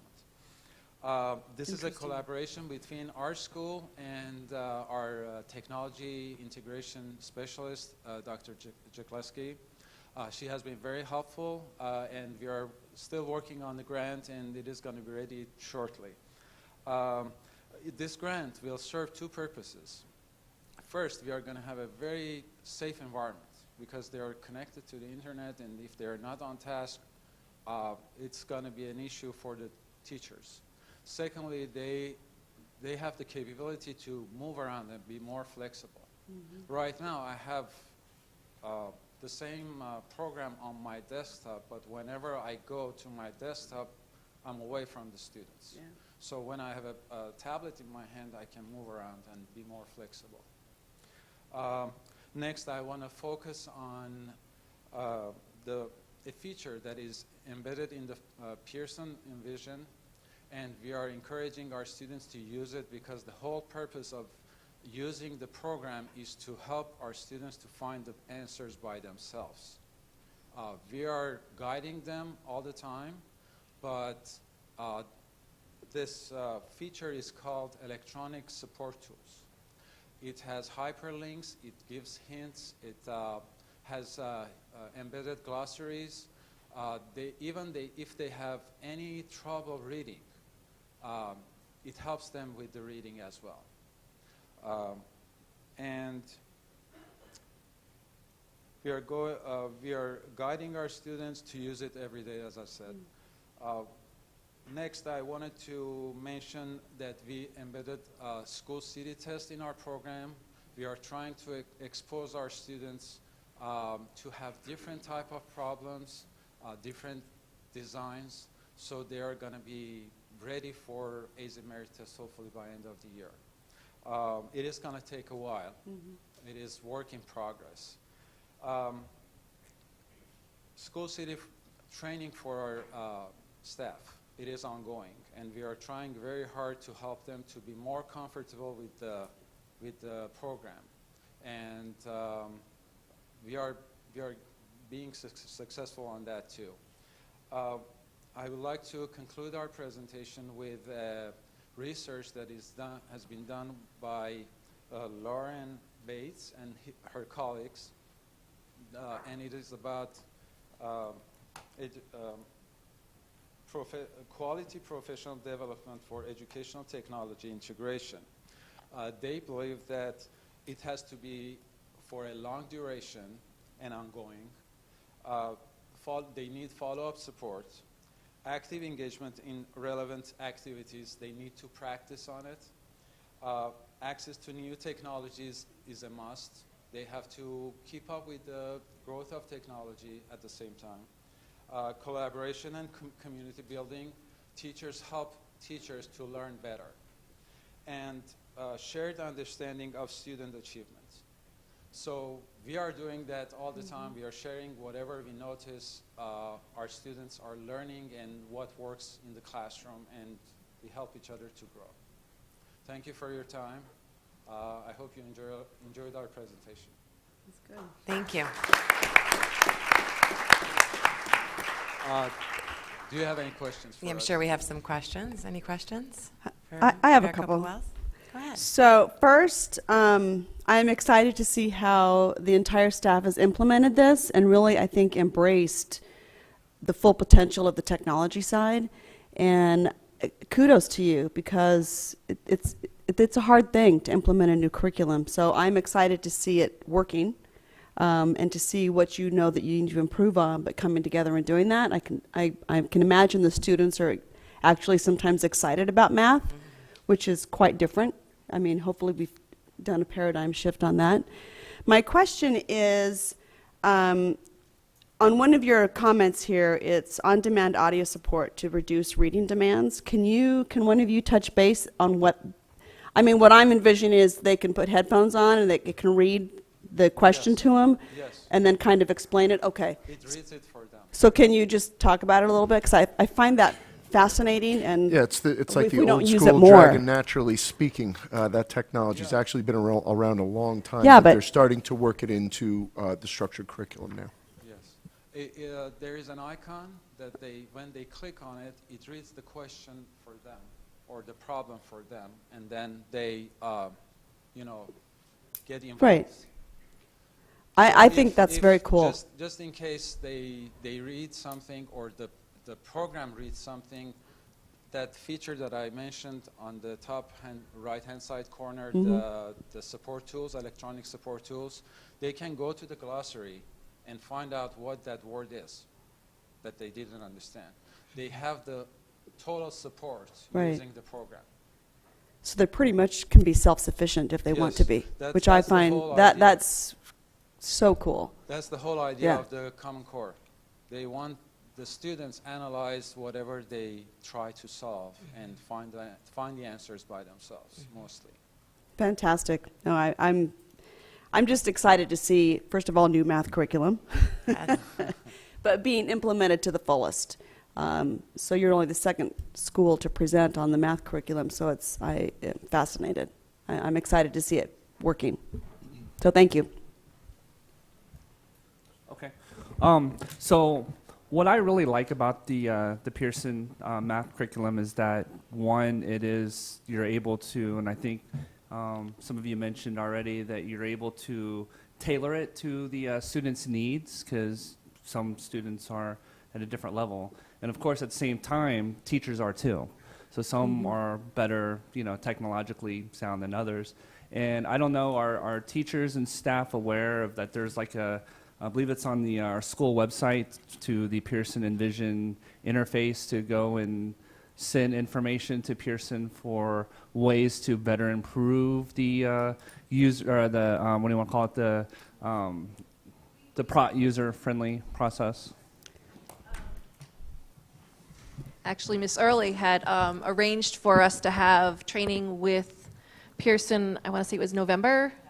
So in November, we had a couple-hour session with them after hours, and she, number one, addressed a couple of our common concerns, because we had presented some questions, concerns, things we wanted to do, and so she was able to address those right away, and then also shared with us the links for suggestions or recommendations, and I have done that a couple times. I'm not sure if anybody else has, but the Pearson, while they're not like immediately able to implement those things, they've responded. They've either asked questions for further clarification, and so that's been definitely something that we feel like we have some ability to help improve the process in the system.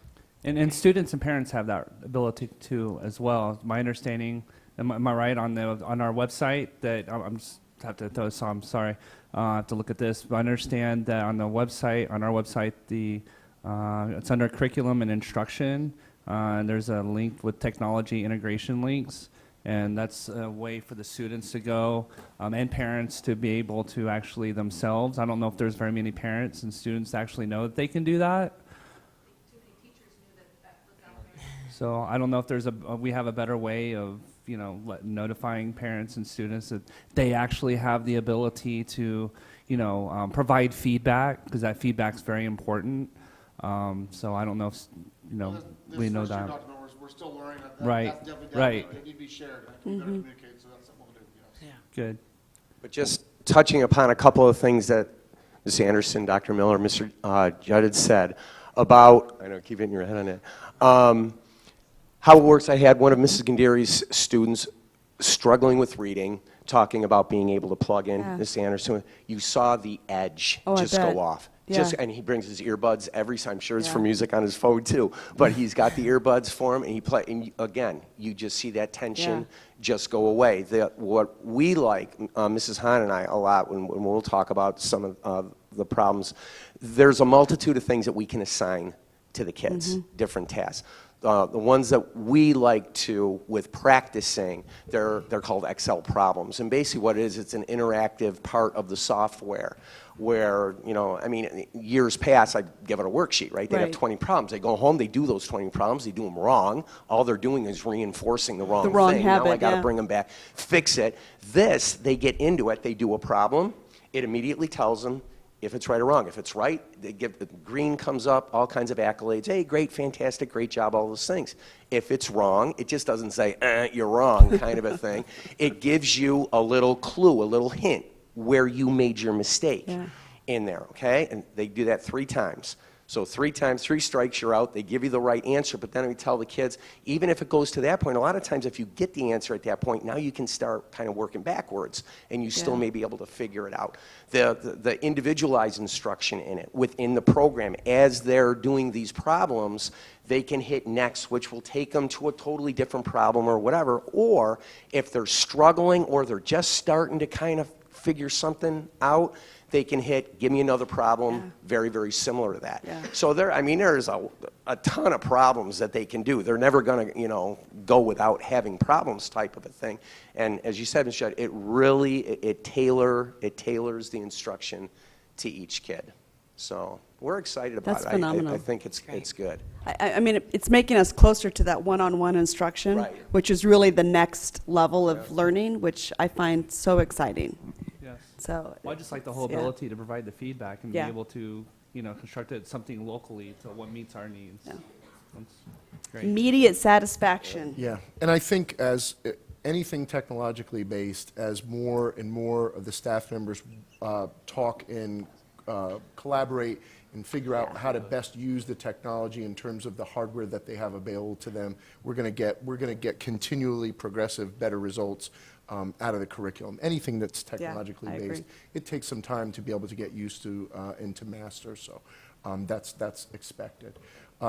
In terms of, I know Ms. Hahn mentioned that there was in some cases, that you didn't have access to some of the technology that you might get better results out of that curriculum. So what was that?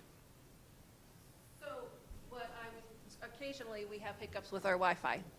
And so if the internet is down, then you've got a completely different math lesson that you've got to plan for that hour or that day. And it goes back to paper, pencil, worksheet, workbook in our case. And as Mr. Connell mentioned, then you don't get that immediate feedback. You don't get the special ed student who's able to listen to the words being read aloud to them. So those enhanced features are no longer available. I mean, we're excellent math teachers, and we do this all the time. So, we can adapt to that, but that consistency, and I know that there's investments being made in that regard as well, so we're pleased for that. Also, Mr. Judge, just the number of laptops available, that's getting better. That was my next Okay, good. question Yeah, in terms of that's the fine. hardware. So we do have to share some, there's a little bit Okay. of swapping, but that's getting better every year, and the district's putting more money in that, so that's slowly getting better. Is it a situation where we have X amount per class that's assigned and then a bank to be able to basically make up the rest of the students in the class? Or are you guys on there using those devices in every class throughout the day? All of my math classes, they're on every day. Okay, so it's not a situation where we can give partial to each class and then have a bank to be able to make, because we do that where I teach. But if you're on them all day, then it's a situation where we need. And we do. We do loan them out. You share them, Okay. with people. Okay. Yeah, and it's going to, obviously, it depends. We have 36 in a cart. So there's no way around one-to-one being the best fit for the curriculum? Okay, I just want to make sure that that's clear. Yeah. Very good. The analogy, too, the hard part with the kids, what we're looking, like I said, we've seen the longer they're on the laptops, just the better they get with everything. They're picking up the concepts better. They're working on the laptops better, all that.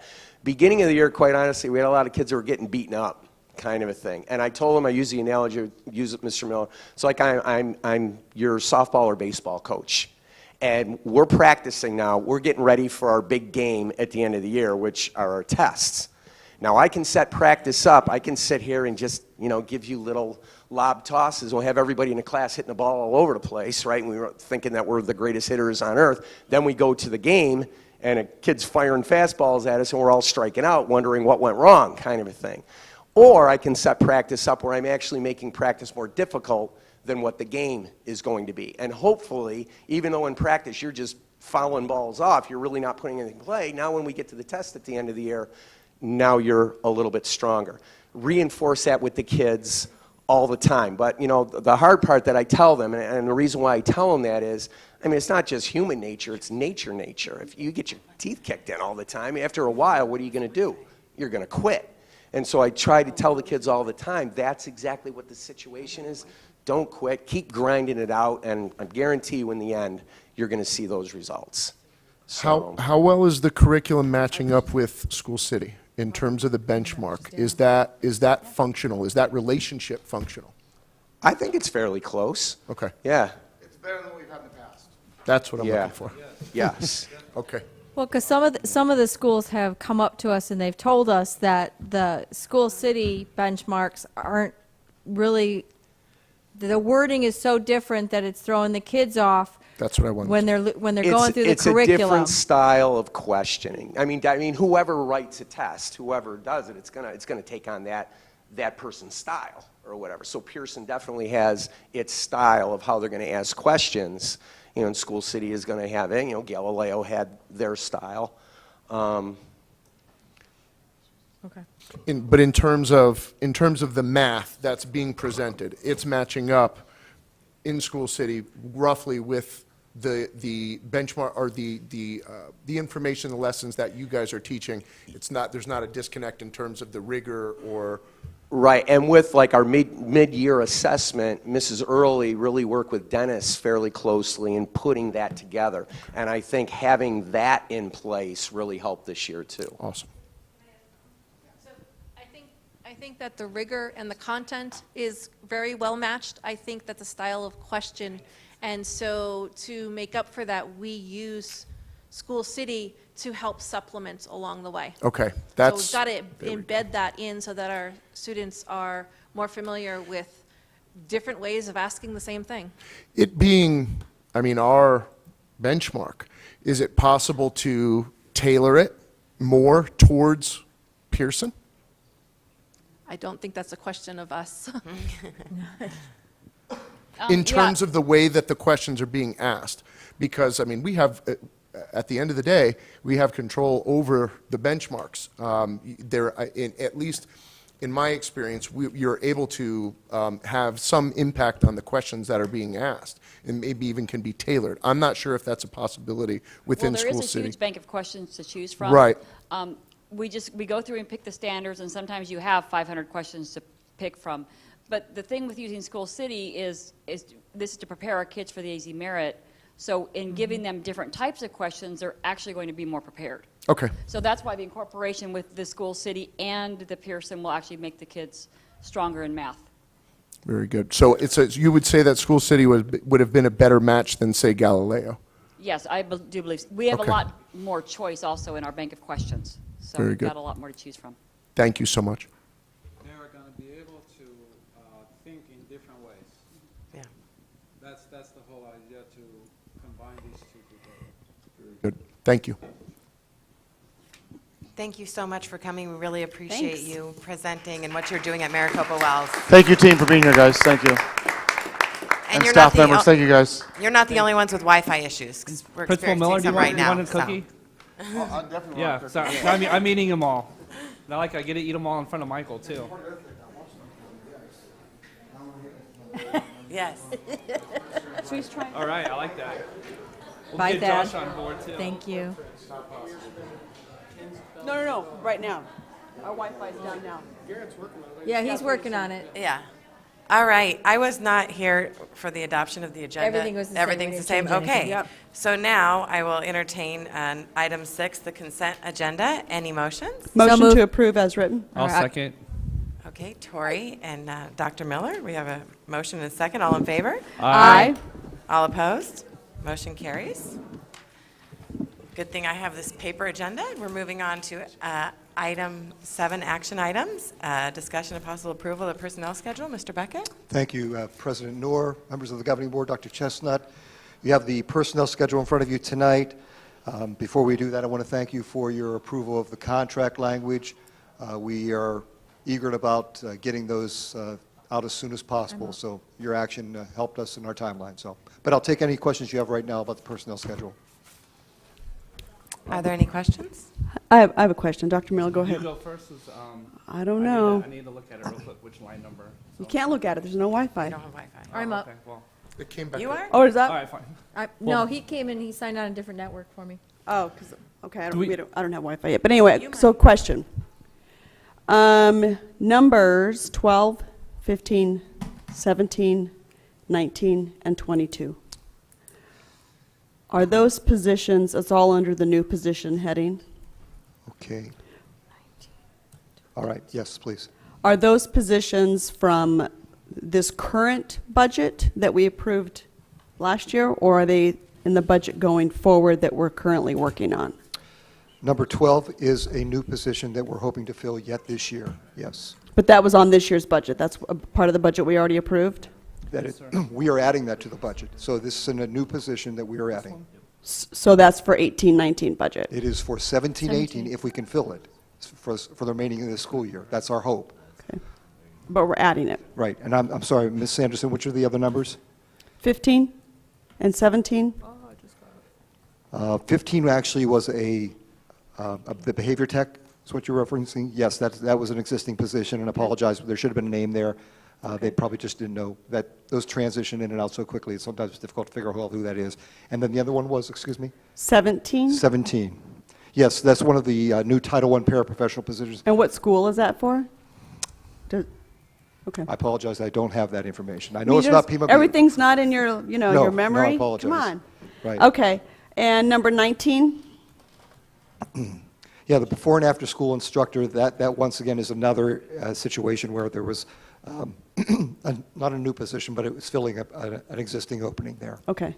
And then 22? That is an existing opening that we've had since the beginning Okay. of the school year, and we were able to finally secure someone Okay. to go. So into the that only role. new for the budget is number 12? Thank you, yes. Okay. That's all I needed. Here, did you Dr. want Miller? this? Yeah, mine totally closed out, so I'm just going by memory. So I don't remember the number, but basically our football coach, for varsity coach, do we have a goal that we would like to have to look at starting to hire our new coach? We actually have it posted, Dr. Miller, at this point in time. My understanding, I had a conversation with Mr. Winter just today, actually. They're hoping to start some interviewing toward the end of the month here. So I'm trusting that we'll have a placement made in early March. Early March. Yes. Great, thank you. You're welcome. And one more question. Yes, sir. The stipends, is that what they're, the overload stipends for the IEPs? Okay, very good. Yes. Is there like a quality control, like a process that, okay, once they meet A, B, C, or just whatever it might be, that's how they would qualify? They meet all the, steps or objectives in order to qualify for that. Could I possibly just get a copy of that so I can see what the teachers are looking at in order to qualify for that overload stipend? Yes, and thank you, Dr. Miller. Again, it's an IEP compliance grant, stipend that we offer through the IDEA grant. It's basically having those teachers turn in all of their IEP paperwork for the first semester. If they've completed everything, they get the $1,000. Again, I'm sure Mrs. Rossetti has a rubric that she's using. That we so basically, I can is it okay if I reach out to her and ask her then? Sure. Okay. I'll also write that down. Okay. Thank you. You're welcome. Okay. All right. Little problem solving here. I don't see on here our athletic director. Thank you, Member Anderson. Can we I add appreciate- that, or do we need to wait till the next meeting? Or did it just get left off? It just got left off, and I apologize about that. I'm sitting here lying right in front of my boss, so it's not a good thing. But obviously, that position does not take an effect until July 1st. So, I mean, we have plenty of time to get that approved. Again, I apologize. It should have been Okay. on the agenda tonight, but it will be on for the 28th. Okay. Can we add it to this one right now? I don't think that probably it has to be appropriate since it's posted. been posted Yeah. early. So No, I apologize. It will be on the 28th. Okay. Just checking, making sure I wasn't not Thank you. seeing something. Thank you. Okay. Great. Any other questions on the personnel schedule? Do I have a motion to approve? I'll motion to approve the personal schedule as is. Thank you, Dr. Miller. A second? Motion and second. All in favor? Aye. Aye. Opposed? Motion carries. Thank you. Thank you. Item B, discussion and possible approval of a contract award to ESB Design and Build for a factory-built modular for Desert Winds Middle School band classroom. And we talked about this at our last meeting, but Dr. Roush, did you want to? Mr. Roush? Yeah, doctor. Now you're a doctor. You're a doctor, just like that. I just Wish it were upgraded that you. easy, huh? Yeah. Okay, I'll take it. Thank you. President Orr, members of the board, Dr. Chestnut, it's been a little bit of a process, and I think it's been a good process. I'll explain a little bit, and I have our architect, Don, here, and we'll go into a little bit of how we went about this. As we started this, we understood that, and when I started looking at it, that when I went into the Desert Wind band room, that and the issue was sound suppression, and the first thing that I saw was that we could put whatever sound suppression we could spend whatever, and it's probably not going to be good enough because it's just a smaller 800 square foot room and so when I started to look at that and then contacted, obviously in Mr. Wagner's room, and then contacting Principal Celaya, because obviously you have to involve the principal. It's like, well, what other spaces can we look at, because we've all been around remodeling and stuff. The first person I call is Don. And he is the expert, and whenever any part of the facilities, because number one, as you know, Don designed them all. Don has a stellar reputation as a designer, and he's on contract, and I just always acquiesce to him, and what do you think? I'll have Don come up here and talk a little bit about process. We looked at other spaces, looked at knocking out walls, we looked at a lot of different stuff. So Don, why don't you come on up and we can go through what we did, because we did put some thought in this. Madam President, members of the board, Dr. Chestnut, long time no see. Yeah.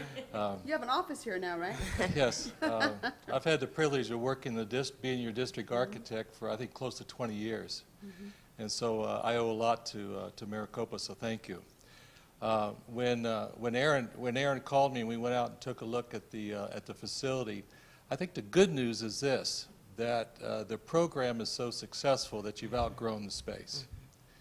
And it was not intended for that amount of students and so forth. And so we started looking around the rest of the facility, and really the spaces that are existing and available, there are none, because the school is really at capacity.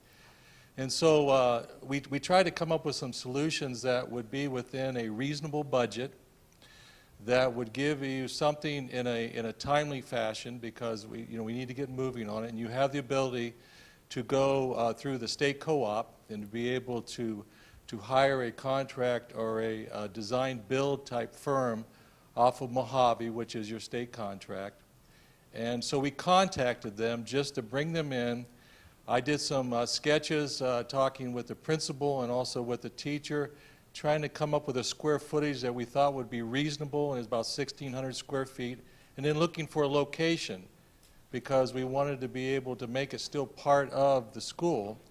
And so there was some room on the west side that was out kind of toward the playgrounds, that there was some soil there that give us a 40 by 40 or 1,600 square feet. And so I did a quick sketch, tried to get some volume where we can slope the ceiling, get a higher ceiling than your typical 9 or 10 foot, to try to get it up to 11, slope it up to like 13, 14 feet, provide still some storage, maybe even a practice room, and then give it to this contractor to see what a budget would be. Now, when we say modulars, we're not talking about a portable. What this company does is they actually will put the documents together to get a permit, and I would be kind of an assistant to them, because obviously I know the existing building and kind of help them through that part of it.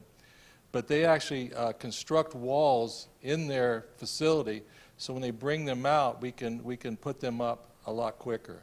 You would still have a concrete slab. We could have some masonry that would tie into the existing building. As your architect, one thing that I am totally opposed at is adding something that looks like it was tacked on to a really nice facility, and it becomes an eyesore. And so that's something that we wanted to take a look at. And literally, it was kind of, our challenge was, could we come up with something maybe in the $250,000 to $300,000 range?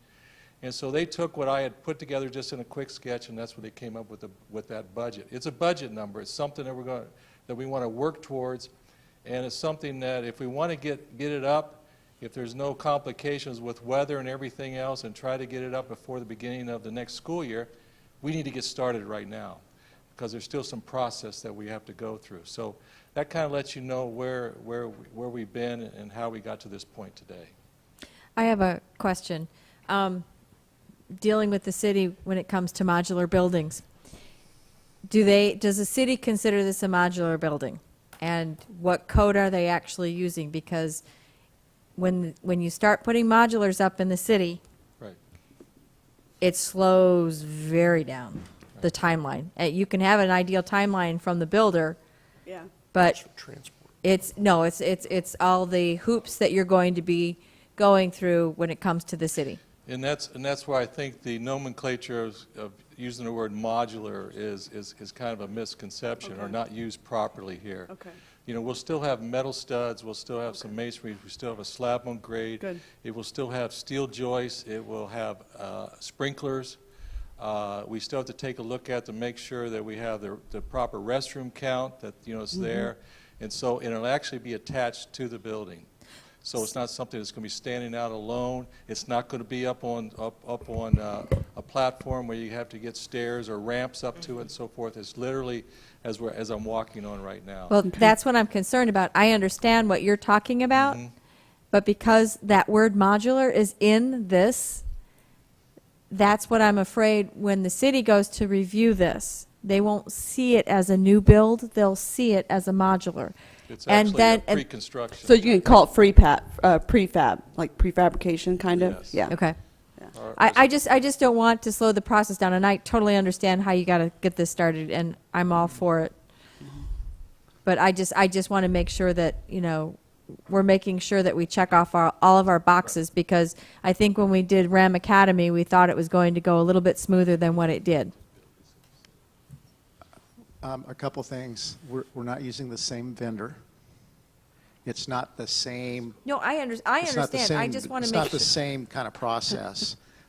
So it's a little bit different. It will look like it's going to tie into the building. It'll have some masonry on the bottom, and our utilities are close right there. So the challenges that we had with RAM, meaning the vendor and the utilities and the access and the ADA are a lot easier. That said, we want to get moving on it pretty quick. Don also is a plus in this because Don will be, he's worked with the city quite a bit. As you recall, while we were doing the modular, we did the bathrooms, and that was a much more complex project, much more complex, and that came in. So anyway. Well, I know I had the opportunity with Dr. Chestnut and I to tour Desert Wind, and we saw the band room, and I did not realize that was our band room. So I know it would definitely be in the best interest of the students and the teacher and everybody involved to and plus with the school growing, I mean, this is something in the future. I mean, this isn't just for this next school year. I mean, we've got to look continued growth and using more spaces and. Well, one of the things I looked at is about the same time we got the demographics report from Applied Economics, and you'll, I think Dr. Chestnut forwarded it to you, but you also see a presentation on that. And knowing the building that's going on just right around there, there's building permits all around Desert Wind. I was like, for me, and a lot of things that I always think about is marketing the school. I mean, that's one of the things I think about all the time, and having such a strong positive band program that Mr. Wagner has obviously grown, and it's still growing. My thoughts were right away is, we got to take advantage of it. That's going to create positive marketing for kids to come in there. Desert Wind is going to grow. I mean, if you look at all the demographics around there. So it was, to me, it was like, we've got to provide this. Some of the ideas that came about this is we'll only have to do 3 walls because one will be back up against the building itself, and that was just coming up with Don's idea too. So it's going to really tie in. Still be sprinklers, still be safe, but it's I think it's a really good solution. I think Don and I both we want the best product for the money. Absolutely, I can't. It's hard for me not to do that. I want a good product, but it's got to be economical, and so that's our goal, and so I don't know what else to. It sounds like you guys have done a lot of homework and research and have really looked at this at every angle, so we appreciate that.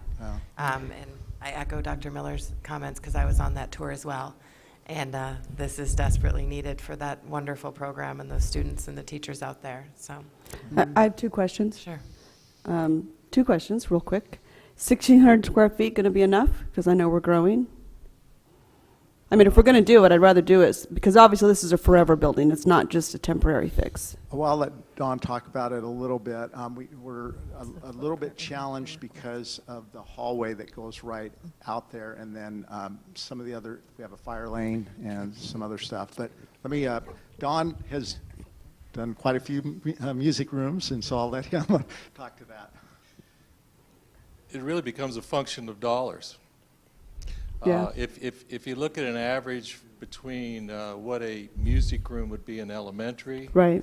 They can be roughly around the size of a normal classroom. You start getting up to junior high or middle, then you need to start looking at this 16, even up to 2,000. You get into high school, like over at your high school, when we took the old cafeteria, we modeled that into chorus and then band.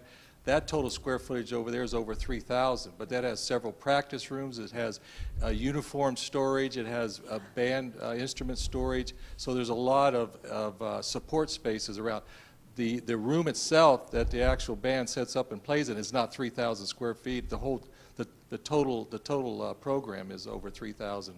So you know, we were talking about if we built this totally out of what I would call brick and mortar, we put up masonry walls all up just like we have that we see there now, and we start looking at those type of materials, now you're going to start pushing up into the 4, maybe even into the 500,000. So the question is, do you have that kind of dollars? You know, we've always been prudent with what we, and be responsible with the funds that are available. If you came to me and said, we have $500,000 we can put toward this, well, we can change, add some square footage, do some other things. But I have to work within a budget that you're going to have available. So, and the other thing is, we're on one side, we'll make it going to make it expandable toward the hall, so we could where the exit is, and potentially we'll have to make that kind of a hall. We could bring in the choir on the other side, so that creates more whole kind of a music department. Mr. Yeah, Roush, so- you just touched on something that I wanted to ask about in terms of the expandable capability of the modular building. What is there any, Right. based on where we're putting and it? I would think of it as if you Prefab. If you look, We're Yeah. officially changing the So- terminology? And they just set the walls Right. up. So, Okay. and I want to give you a picture. Who has been to the city courthouse here? Okay. All of us. That's the same. That's the Okay. same construction.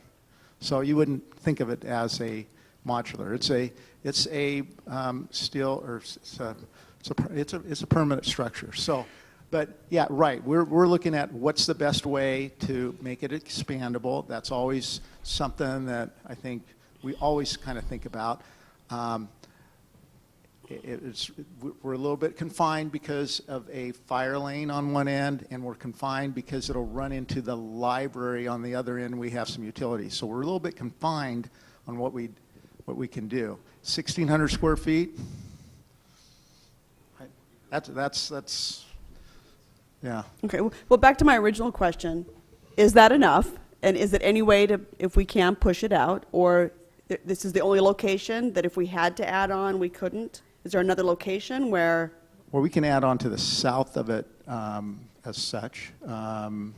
There's available land there to make it larger than 40 by 40. Okay. The 40-foot width is the classroom that we used to have called, it's at the end of the hallway, it's right across from the locker rooms. So as you're going down the hallway, Right.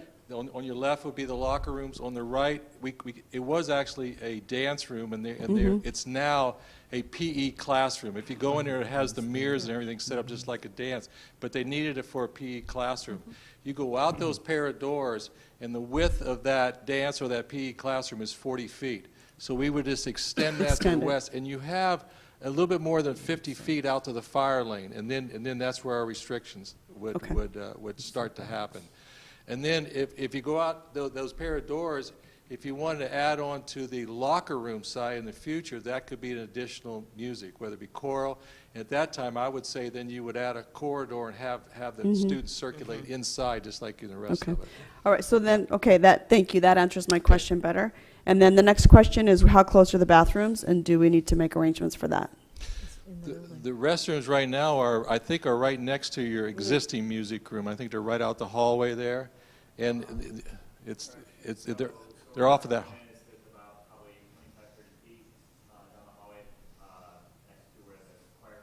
Yes. Mhm. Instead of a walk out the PE door where the PE room is now, be probably 45 Yeah.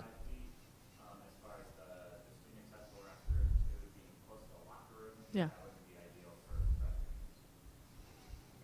restrooms. But it's not like on the other side of the facility. It's there are restrooms at that end, that wing. Okay. Okay. So it's not going to be a security issue? You're not going to have issues? The students would be exiting out the door first and then coming right to my door. Yes. Okay. No, because I'd ideally be posted up there. Okay. But if that order is not intended, there's that.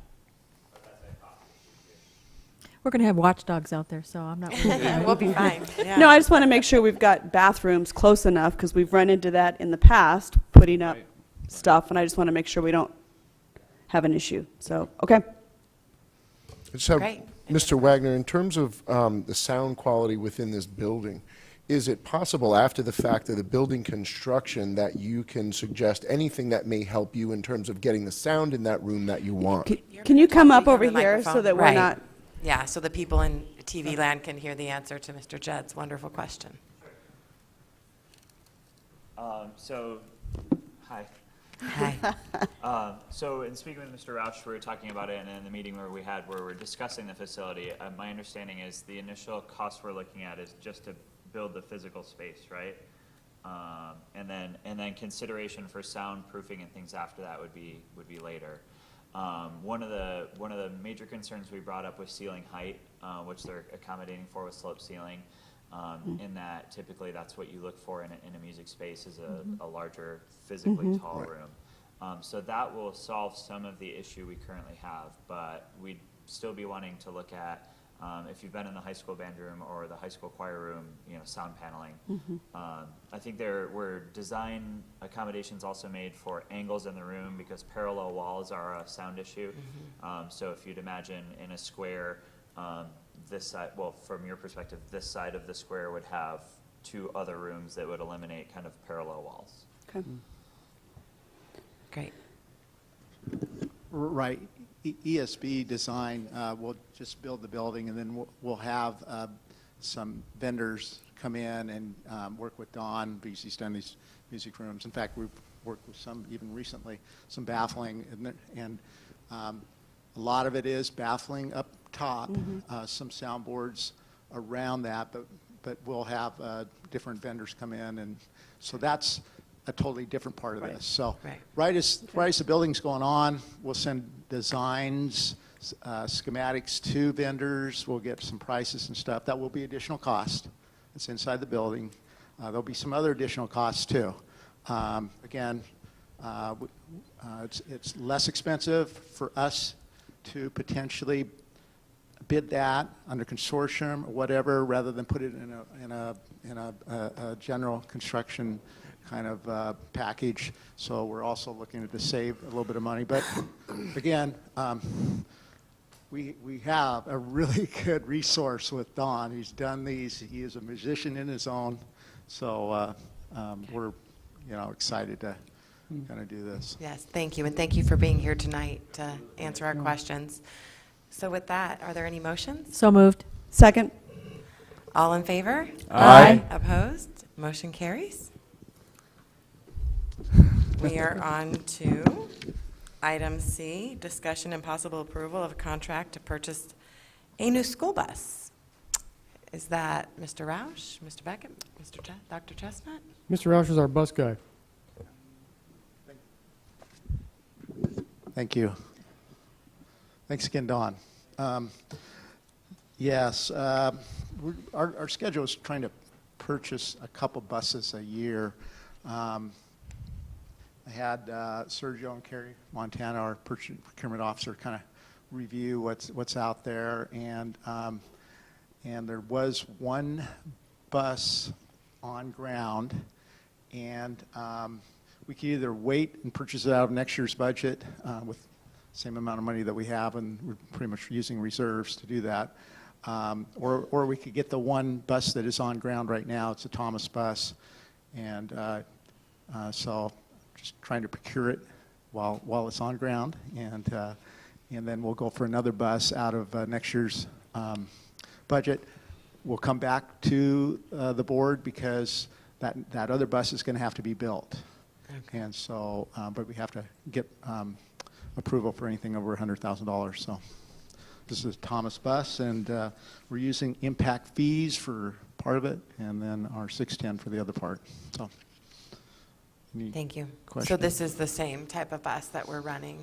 Yeah, it's a Thomas bus, and we do have a Thomas and Bluebirds are our minimum standard buses. They're the ones that we feel last the longest. They're the best bang for the buck. So Mr. Rausch, is this? I just want to clarify. This is not replacing a bus. This is actually adding to our fleet, correct?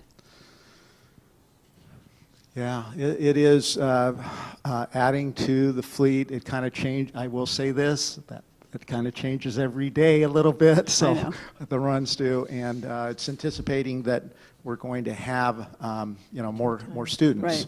We already have this year, so. Yeah. Okay. So, Yeah, our growth, I think, substantiates Yeah. certainly Okay. one, if not more, as we go right, forward. right, and that's why we'll come back with another one, and hopefully that'll be enough. But Great. and these buses will go for 350,000 miles. So Great. Thank you. Without further discussion, motion to approve? Second. I have a motion and a second. I'll give that one to Ms. Cotray because she hasn't gotten one yet. All in favor? Aye. Opposed? Motion carries. Item D, discussion and possible approval, don't leave, to award a contract to Extreme Integration for a new communication phone system. yes, a little bit of background about of that. Our new IT engineer, director, Zach, has been analyzing the phones, and our other part of our IT folks have always analyzed phones, but came back with a good solution. A couple other school districts have been doing, so it's not new, of replacing our phone system. We pay about $12,000 a month just to lease a phone system that is starting to be antiquated. So Zach and Kerry Montana, our procurement officer, researched this. Other school districts are using it. It's a Cisco product. We would propose purchasing this, do a lease purchase over a 3-year period of time. After the 3-year period of time, we would own it. And so instead of paying a service amount that 37th month, it would be minimal. So it's a good bang for the buck. It's about it's a little bit more a month, but not much. But it's a better system, and after 3 years, we own it. So that's our proposal. Thank you, and we received quite a bit of information from Dr. Chestnut on it, so thank you, Dr. Chestnut. Okay.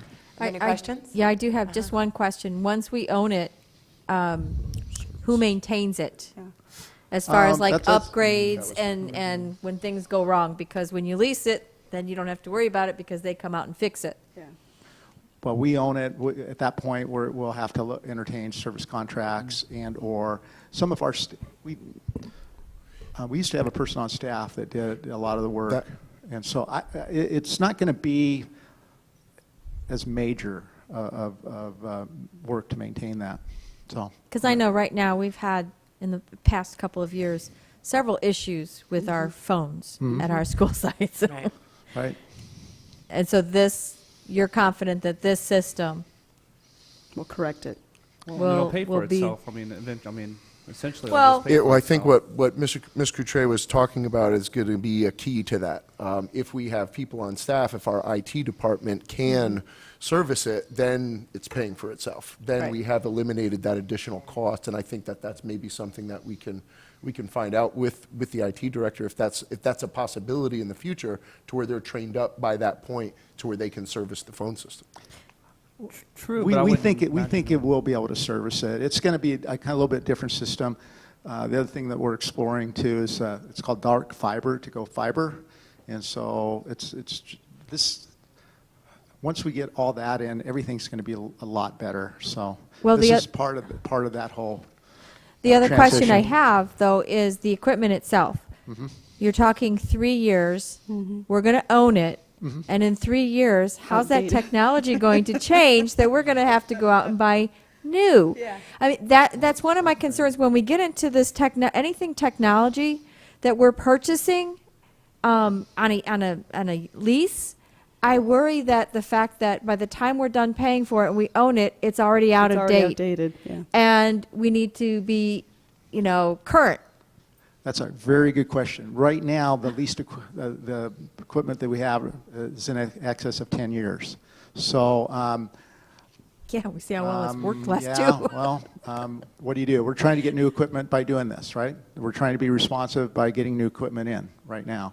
So after that, 36 month, 37, we feel our costs will drop down to 0 or whatever the maintenance is. So we could buy new phones, we could expand it, but instead of paying $11,000, $12,000 a month right now, we'll pay 0 and whatever we add to it. So we think that's a good thing to do. Or we could say that whole system, just like some may do a car, we could lease that whole thing again for that same amount of money. But it's an enhanced system. If we wanted to go into a 3-year lease again at about the same thing that or cost that we're doing right now, we have all brand new equipment. So it gives us options. Right now, I'd be interested in the 3-year if they are going to replace it. And I mean, well, you'd have to. I'm you'd concerned have to- also with the fact that you'd have to get- it's going to be outdated. So have we looked into just continuously leasing it? Because at least they'll fix it and update it, right? Typically with a lease, isn't a service contract part of it? Right. It is. This was the best product, best system for the money that other school districts were using. So again, we could, after 3 years, bid it out again and do the same thing, probably at less expensive costs. So that is the thing. That's one thing that we could do after 3 years. So. I think. But I wouldn't anticipate it. I would anticipate this system's probably going to last 10 plus years. Well, I was just going to say, if we're leasing it, let's say we just decide we would rather lease than do this lease purchase. It doesn't mean they're going to upgrade us to new technology on a lease. They're Right. just going to service the existing technology. So that's not going to solve your problem of getting new technology in 3 years. So I think we need to keep that in mind as we consider this. And our current technology is 10 years old. And we all know the problems that are existing with that currently. Right. So if we were to just purchase this, it'd be $464,000. Well, that's an expensive purchase that limits us, that takes our reserves down. We won't have any monthly cost, but this is just a way to finance the equipment. It's a way to say we're paying about the same as we would, but we have brand new equipment and it's enhanced and it's better communication. So, I have a question. Can E-rate pay for this? no, They phone can't? systems are not E-ratable anymore. Phone systems, okay. Okay, one quick, really, it may just be a very It doesn't matter. non-existent question, but our lack of bandwidth is not going to affect this, is it? No, and in fact, in the future, we're going to go with dark fiber, and we're going to have almost unlimited bandwidth pretty soon.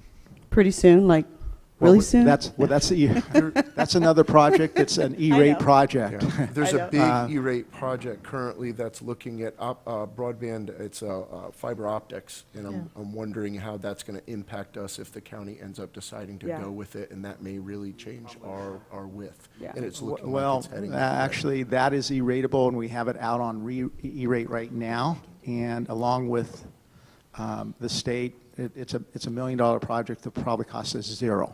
So we're doing that, but we've got. But that's not phones, right? That probably will close, and it'll be about 1.5 years from now. But that won't impact It's our not- phone system, will it? Yeah, it'll all impact Yeah, it it's- positively. It's every communication that It'll comes in and out of impact this it area. positively. Oh, Right. positively, though. It's a- This yes. system will work And it's with gonna- that, though. Right. Yeah. Okay. It'll also reduce our overall cost in Right. terms of the network, the broadband. So Right. it's a Yeah. positive So thing, at this least is in the way that I've read up and discussed it with the IT at my school, that it's overall, it's a cost savings for the county. Great. And I, not having Zach here, he could give you more specifics, but this is the kind of the way to go. It'll be more efficient, less costly for us. So. Great, thank you. Okey-doke. Are there any motions? Motion to approve? Second. I'll give it to Mr. Miller. I have a motion and a second. All in favor? Aye. Opposed? Motion carries. Thank you. Thank you. Mr. Roush? We are now on item E, approved to adjourn to executive session. I'd like to motion to approve to adjourn the executive session. Second. Do E and F at the same We need to time. do E and And F. yeah, So it needs to be Yes, for that's- legal advice and also for consideration of contract. okay. And I'll just back up. I'd like to motion to approve to adjourn to executive session pursuant to ARS 431-03A3. The board may convene to hold an executive session for consultation for legal advice from district legal counsel concerning contract matters retaining to the current superintendent. Also, item F, approved to adjourn to executive session pursuant to ARS 431-03A1. The board may convene to hold an executive session for discussion or consideration of contract matters relating to the current superintendent. Thank you, Dr. Miller. We have a motion. Is there a second? Second. All in favor? Aye. Aye. Opposed? Motion carries. Anna Marie, note the time. And the time is 8:58.